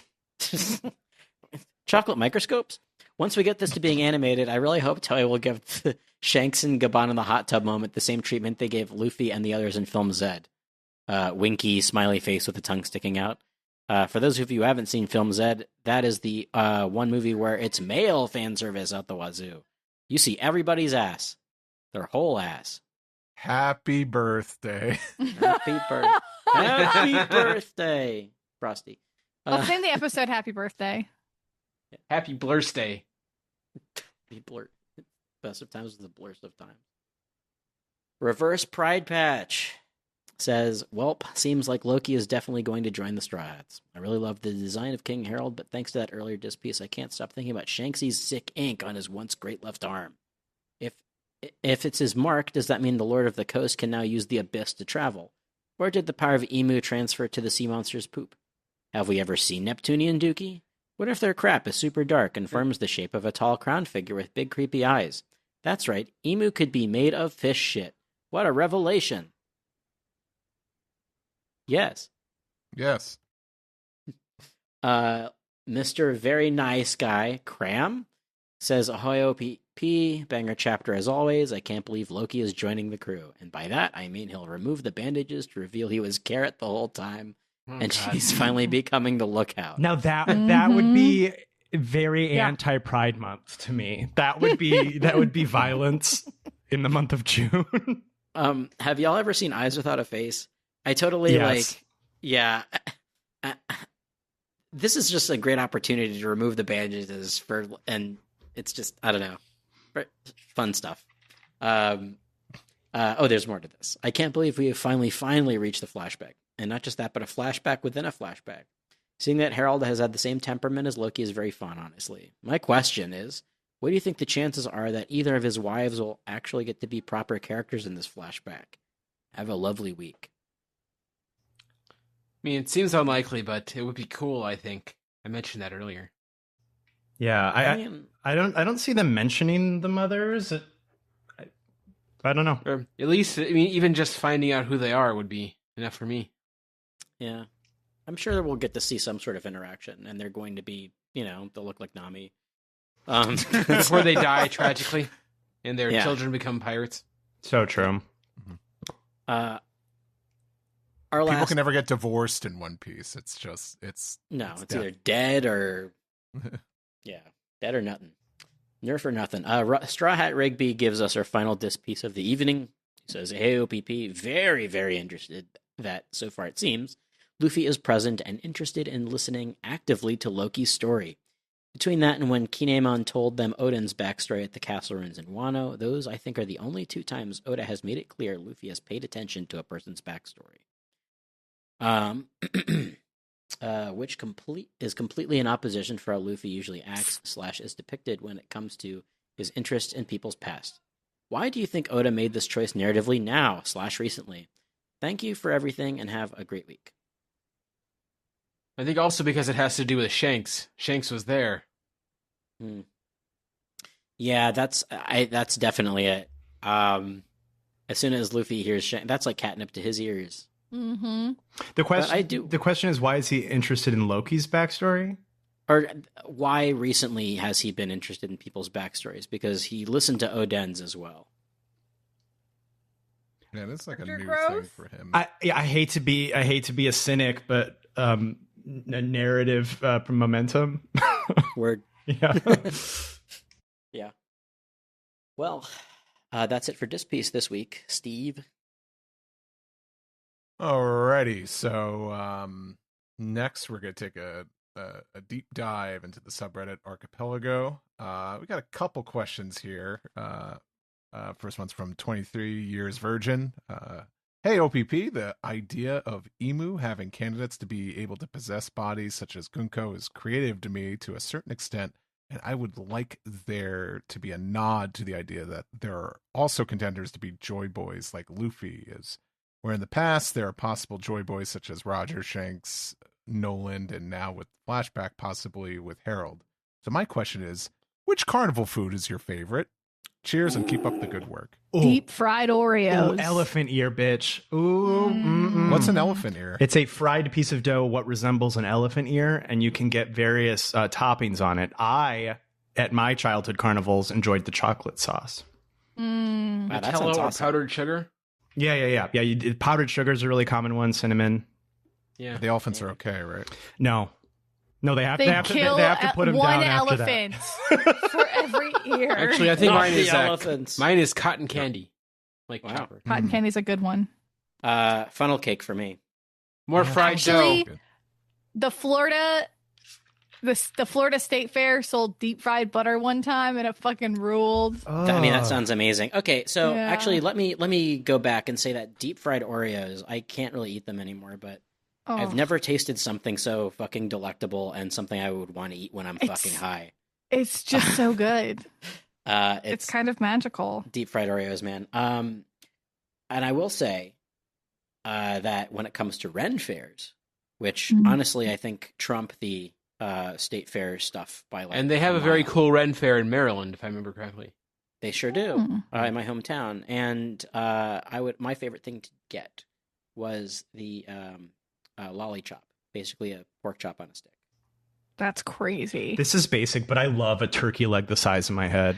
The turkey legs are pretty good, Josh. Yeah. When are we going to go Ren Fair together and get a turkey leg? Totally okay to be basic in this case. Yeah, because you just love guys love big pieces of meat. You know, it's genetic, it's epigenetic memory. Straight into my mouth. That's yeah. right. Thank you, Ed. I'm gonna get Weeby. I like Japanese carnivals because I like the meat skewers that they have there. Yeah. Which is I want to I hear thought you were- American carnival food. the sweet dango on a stick. I don't like Dongo. Not a fan. I'm not are a you fan sure? of Dongo. Oh, I'm wow. not. You would love Dongo. No, you would notice a dong. Yeah. Yeah, I thought you were going Tell to say, me like, I your hate to be favorite weeby about this. disgusting hate to American be- food. Oh, yeah. I think my He doesn't hate to be a weeb. two of he my loves answers. Yeah. I hate to be a weeb, but I really love Pocky, guys. Garugamesh. And manga. I like Japan everything. Yeah, Japanimation Steve, they call him. Yeah, Japanimation. Oh God. I like deep fried Oreos and funnel cake were like two of the ones I would have said. So I'm trying to think because I don't go to too many carnivals. So Like a corn I'm dog? trying to think. Corn dogs. Yeah, tell me you weren't popular in middle school without telling me you didn't go to a lot of carnivals. Did your town not have a yearly carnival that you went to every year? We did, but like my family would never take me. We just walked. It was like the social event of the year every year. Oh, we walked, everyone. La di da, we walked. We were in a community. You're right. You're actually not legally allowed to walk in Steve's hometown. Every I feel morning, there goes the baker with his bread, like always. You know. Hurry, the baguettes, hurry up. A friend of mine grew up in St. Paul, and they have a, like, who is the Dairy Queen, like, competition, and the winner gets a bust of them sculpted in butter. I think I'm remembering that right. That Or rules. the butter sculpture of the Last Supper with butter on the table. Is that... There's something very True Detective Midwest about that. Yeah. I think that was It's the so Iowa State Fair. quintessentially American. the Yellow King. And, yeah. God. I've been Heart elected disease in Carcosa this year. Heart disease in this country is insane. And I'm fun. going into They Carcosiac can arrest. Deep fried Oreos from my cold dead hands. If I was on death row, I think my last meal would be like 30 of them. Matt _C13 says, "Hey OPP, based on what Gabon said about being mindful of Conqueror's hockey usage, do you interpret Loki's comment about not being able to verbalize how he was able to harm the Holy Knights as confirmation that he also has Conqueror's hockey?" Yes. Yeah. He definitely is Kakurasaki. Absolutely. Oh, for sure. For sure. Absolutely. All right. That's going to do it for Do it. Subreddit Archipelago. Let's go high up into the sky over on Blue Sky. It's Blue Sky PA here. Let's start here with Cameron, who writes in, "So, what do you think is going on with Sanji?" And included the panel that we talked about so much. The answer is he's Mr. Luffy's assistant. He's going through second puberty. He's becoming a man Yeah. again. Once Going again, to- estrogen could save Blackleg Sanji. I just like the idea that you sort of threw out earlier, Steve, of the Sanji throwing a tantrum, kicking like pounding his fists and kicking his feet on the ground, going blue, blue, blue, blue. Mm-hmm. I don't remember suggesting that, but okay. You said that he would do that if he had been told he didn't have. Yeah. Oh yeah. Conquerors. It would be like womp womp. Yeah, he would. Yeah. He's a very outwardly emotional boy. Yes. Oh, I thought I said he's that. emotional. Maybe Alex said Somebody said that. That's mine. it. Stole my bit. Cardplet. Joey Miller writes, "So the Giants are voyeurs, right? I don't want to kink shame, but if Roto, Gerd, and now Ripley and random unnamed flashback giant pirate are all into watching humans, I'm beginning to think this might be a cultural thing." What? I think that they are just about free love, and they are not constricted by Western ideals of shame around nudity or whatever. And stupid Forget Western y'all- ideals. Yeah, because they're European, so they get real Forget it, naked with Mr. Vero. Freedom failed. Vero mic drop. Two Hit Good says, big conspiracy theory for me. It was the Nika fruit stolen by Holy Knights. Shanks killed, was DR'd as a verb? Was that? Doctored? I don't know. They wrote DR apostrophe D. DR'd. I don't know. I'm not hip. I don't know this shit. I'm sorry, Shanks, honey. Shanks Dr. Dre? killed DR'd Harold. DR'd. Anyway, Shanks killed Harold. Chicken jockey? Dami Reversi. Oh. Oh, yeah. Yeah. You should have just said Shanks made Harold reverse or something. Is Dami Reversi that goth wrestler you like? No, that's Mommy Reversi. How would you like to see your mommy be a dummy?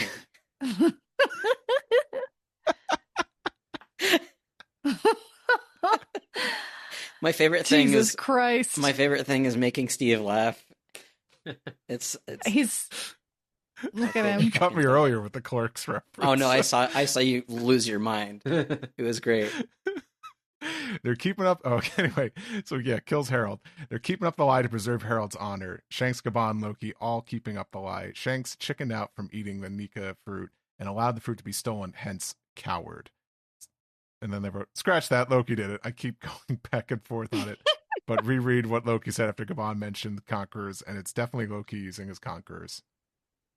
Well, glad you came to that conclusion there. Conqueror's bad fur day.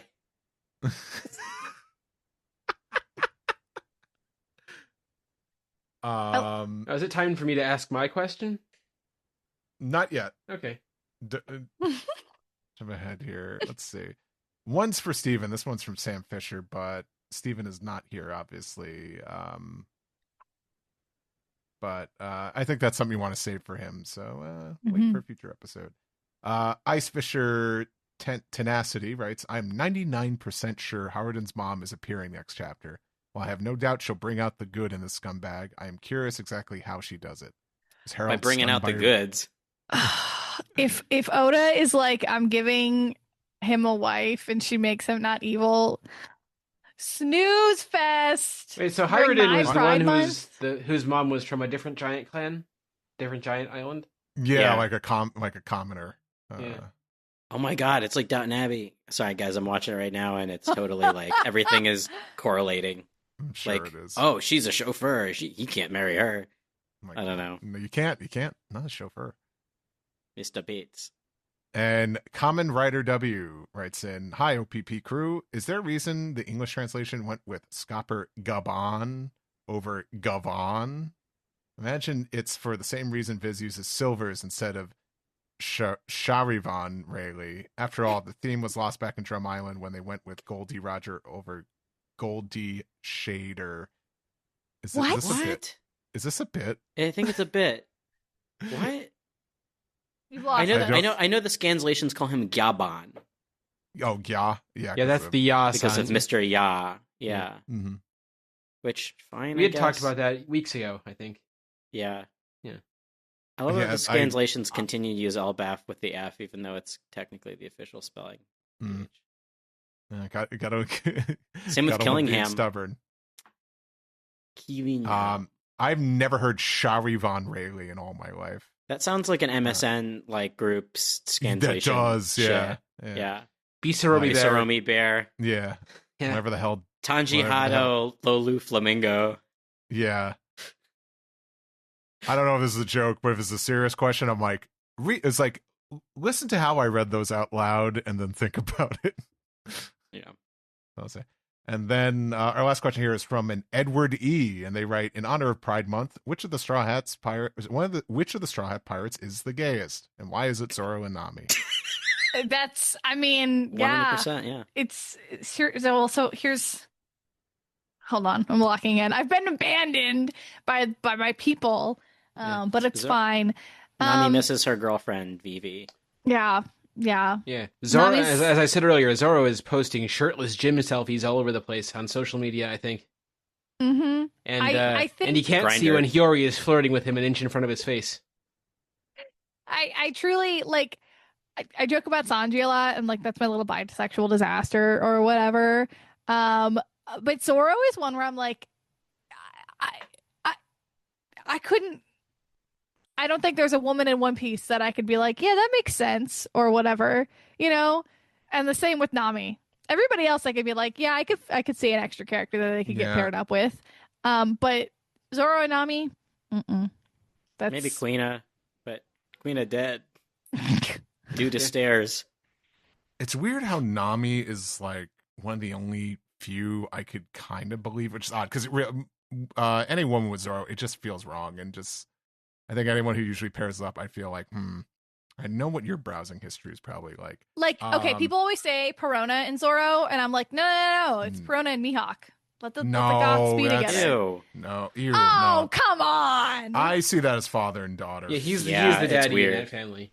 As I Well, said what if he's the weeks ago. zaddy though? If I'm going to be on Vero's side here, he could be the zaddy. They would have some weird like goth DDGL thing going on. I'm sorry. I Like, don't know. that's- I don't know what that means, but it sounds disgusting. She'd call him daddy. I don't. That's.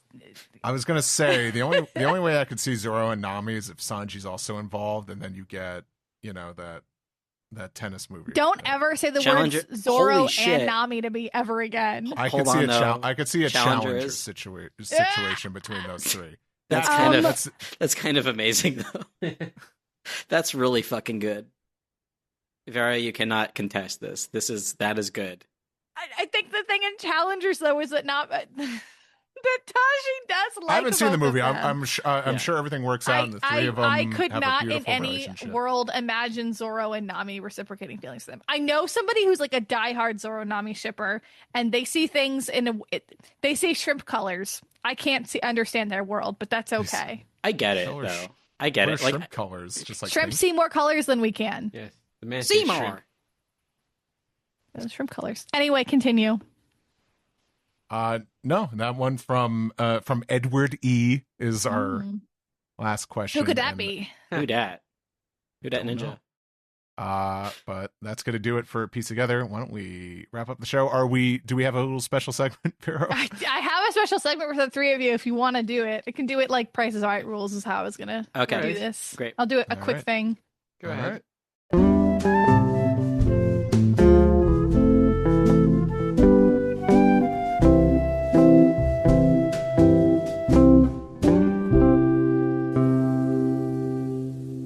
This has been the One Piece Podcast, episode 873.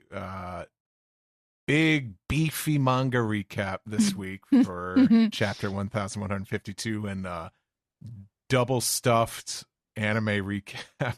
Don't ever say double stuff. Deep fried double stuffed.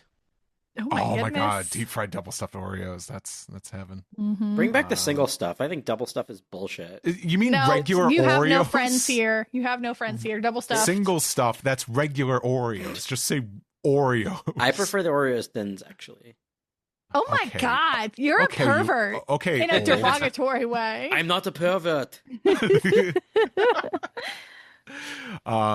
But we'd like to thank Delaney and Josh for being on the episode. They had to take off throughout, but it's still Ed, Alex, Vero, and myself here. Let's just go around the horn here. I don't think we have anything to announce. We don't have anything coming up here, so why don't we just get into plugs? Alex, where can the good people find you? At my house, taking care of my child. So you want to write down that address?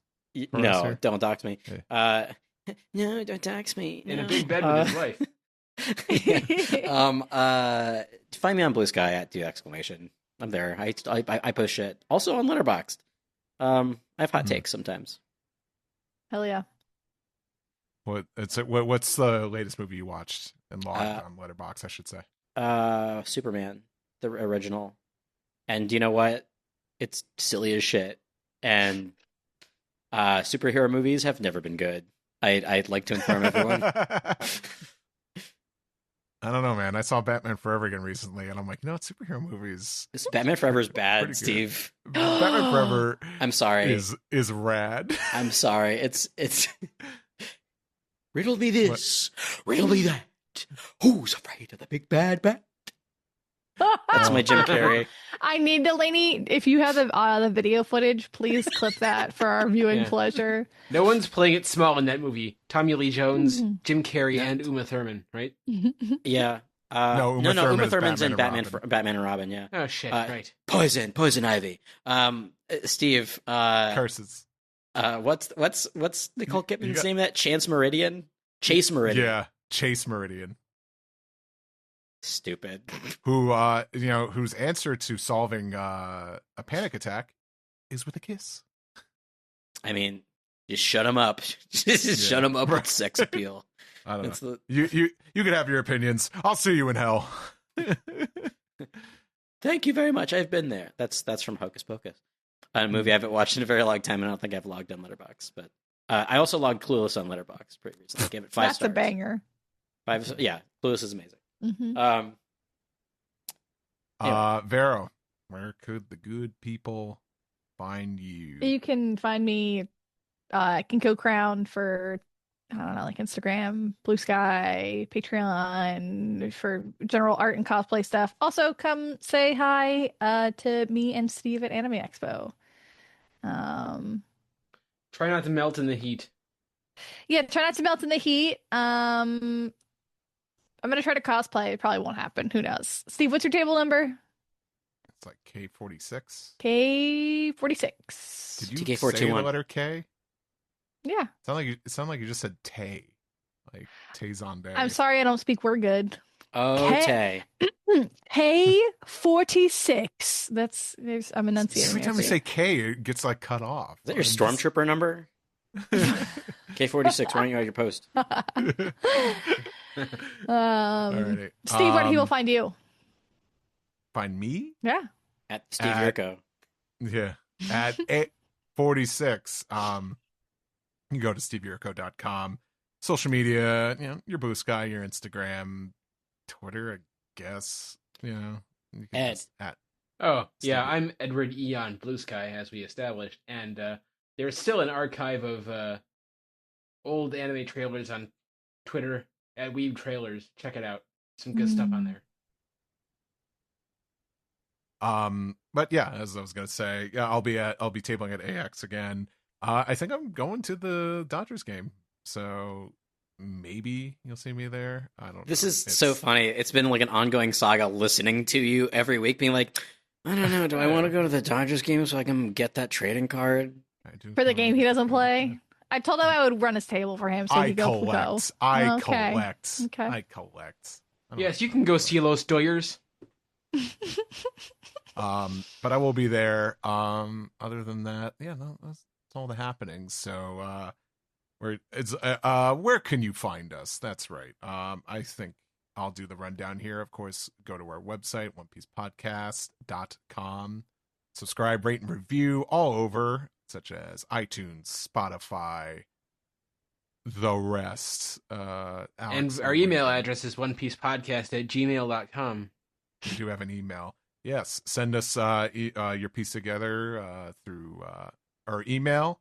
Follow us on Blue Sky, Instagram, and use the hashtag BlueSkyPia. Yes, but if you do want to support us, we do have a Patreon. I think it's patreon.com/OnePiecePodcast. Get access to our fan Discord, disc piece as well. Other than that, I think that's about it. We don't have that phone number anymore. Not like I remember it. So that's 347-497 Maji. Don't call it. It's off. It's off. It's done. You can't call anytime. You can't call. But, Never. Call never. Never. Thank you so much for listening to our show. Nevermore. Was that Bakugo? It's Jupiter. For people who listen to this, I have no idea what's going on visually. A cat has entered the frame. So it's time to wrap. Not the character from My Hero Academia. Because, why would you name your cat that? Melvin thought that it was going to be a better show. Fictional characters. Fictional characters. All right, let's wrap Are this. we playing Yaoi? Yeah. But before we wrap this little shindig up. Wrap it up, Pete. We're gonna play some Yaoi. Oh yeah, I'm a double bag it for this. Yaoi Thunderdome has returned. Vero, I see you're, And honestly, if you're listening to this and you didn't see that coming, I feel sorry for you. yeah. The minute you hear my voice, you know it's coming. Sorry I at the didn't end hype of it the up episode. earlier. I was just like, I wasn't sure if that's what Vero had planned for us Yeah. this evening, but We're doing Yaoi Thunderdome, but this time we're doing the Price is Right version. Instead of making you guys guess between two ships, I'm going to give you a ship, and you guys just get to pick a number, and whoever, do whatever, don't go over it. This is hard. And I'll give you guys some kind of guidelines because I won't be too mean. We're gonna start off big. Do you guys just want to play against me? Make that easier? how Sure. big? Like Elbaf big? Yeah, Elbaf big, the second most popular ship in the fandom. How many fics do you guys think people wrote about Law and Luffy? I will tell you, Jesus. there are no. It's less than 10,000, and that's a wide berth, but Okay. So it's in the thousands. Mhm. I'm gonna say 6,482. Mhm. I'm gonna go with 5,600. I'm gonna make you guys all have to agree on a number. It'll just make it easier. You guys are just playing against me. Oh, we're playing yeah, together. yeah. You guys play together. Yeah, my guess was going to be 5,600 as well. The Gomu. Ooh, yeah, I like that. 5,600. 5,600. Let's We say play 5,600. The correct answer is 6,272. So I'm glad you all combined that with the lower. Alex was really close, but he was just a little bit over. So So Wow, that's crazy. yeah, 6,000. Good for them. I think Zosan just hit like 11,000 or something. So woohoo! And you said they're the second Yay! biggest? Yeah, Lalu's the second biggest. Not and then- First surprised. biggest is Zosan, right? Oh, yeah, Zosan is the most popular. Yes. After that, okay, I'm gonna go with the third most popular ship, just so you guys Django and know. Full Body. Yes. Oh my god, how did you know? That's what it should be. We're guessing Luffy and Zoro. How many people think that Luffy and Zoro should be boyfriends? All right. Well, if this is third, then it's got to be. It is less 1,000. than the 6,000. Did you say 1,000, Ed? It's probably more than that. Let's try 3. How about How about I'll 60 agree. 3,000 sword style. Yeah, 3,000. Let's go with 3,000. 3,000. Okay, and you know what? I realize this probably works. I'm off my game today. You guys playing against me is silly, but you did not go over. It's 3,319. Damn, Great. we keep getting really close. Uh-huh. We've learned so much. And you know what? I wrote this one down, and this is how I summoned you guys talking about this evil curse bullshit. How many people are writing fics about Nami and Zoro? Oh, how Or many do you- people? Do we think it broke 1,000? Yes. Oh man, yeah, absolutely. It's a straight ship, though. Yeah. Why don't we just say, you know what? Let's say 950. 950. I like it. Unfortunately, you guys went over 565, which is still a lot in the grand scheme of things. It pales in comparison to everything else we've talked about so far. I'm going to ask you another crazy fucking one that I stumbled across. How many fics are there shipping Sabo and Niji? That one of What the Sanji's fuck? brother. Oh, about 50. Not many. That's a lot. Even 50 feels like a lot. Niji, they've never met. They That doesn't never stop met. anybody. Niji- I don't was it 'cause they're understand the blue? appeal. They're the Blue Brothers. The Blowjob Brothers. Here's what I'm thinking. I'm thinking it's more than 5, but less than 20. Really? Yeah. 29 feels high. Let's go with 17. Wait, so it's the closest without going over? We could just Actually, say 1 and we'd probably Here's something win. I heard recently that you guys might appreciate. I made you guys... The Venture Brothers is the show with the highest percentage of all characters who are blowjob brothers. That's fucking true. That's absolutely true. That is 100% like her. Just pairs of weird characters all over the place. Good all God, voiced by that the is... same two guys. Dude, that is so funny. I'm really glad that this got brought up. Yeah, why don't we just answer one for all of them and we'll just win. Fuck you. That's the Jill strategy. Let's say 17. I won't allow 17 it. is good. Yeah, let's You're do wrong. 17. It's 8. Wow. Which is still a lot. That's still too many. I know. I have a feeling it's one person. I'm going to ask 2 more, and then I'll let you guys go. Can I just say that that I think that Koza and Falafra should have like way more than Sabo and Niji. Who the fuck is Falafra? It's a niche Japanese fan character. He's one of fan character. He's one of the Alabaster Rebels, the guy that gets his like shoulder totally blown off. And he was like inexplicably popular in the Japanese fan base. Yeah, he's kind of a meme. I He love gets when voted people in, do that. in character polls. Yeah. They do that with Bogart or whatever the fuck that guy's name is now. I don't know how much of that is kind of like tongue in cheek, or how much guys on the internet are convinced that Bogart is some sort of badass. It's both. Yeah. Okay. There's a lot on TikTok. Guys, we brought it up this episode, so where's Shuggy sitting? Shanks and Buggy. On each other's faces. I know. What's great is that Buggy can do that and be in like another room. And I might have read that fic before. Watching but TV. Who's to say? I don't know. Like several thousand, I think, at least. Shuggy, huh? Cool. Well, see you later. Big gulps, huh? All right.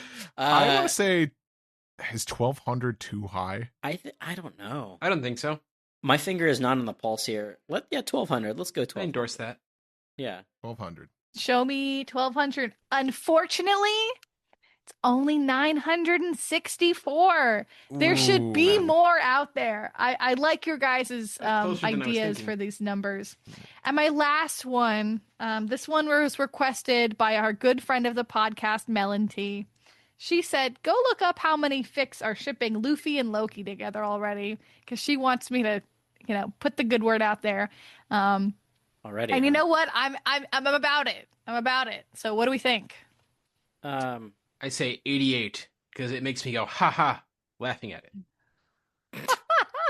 I will say that's too high. I think 88 is too high yet, but maybe 40. 40. Maybe I was going to say like 12. I think 40.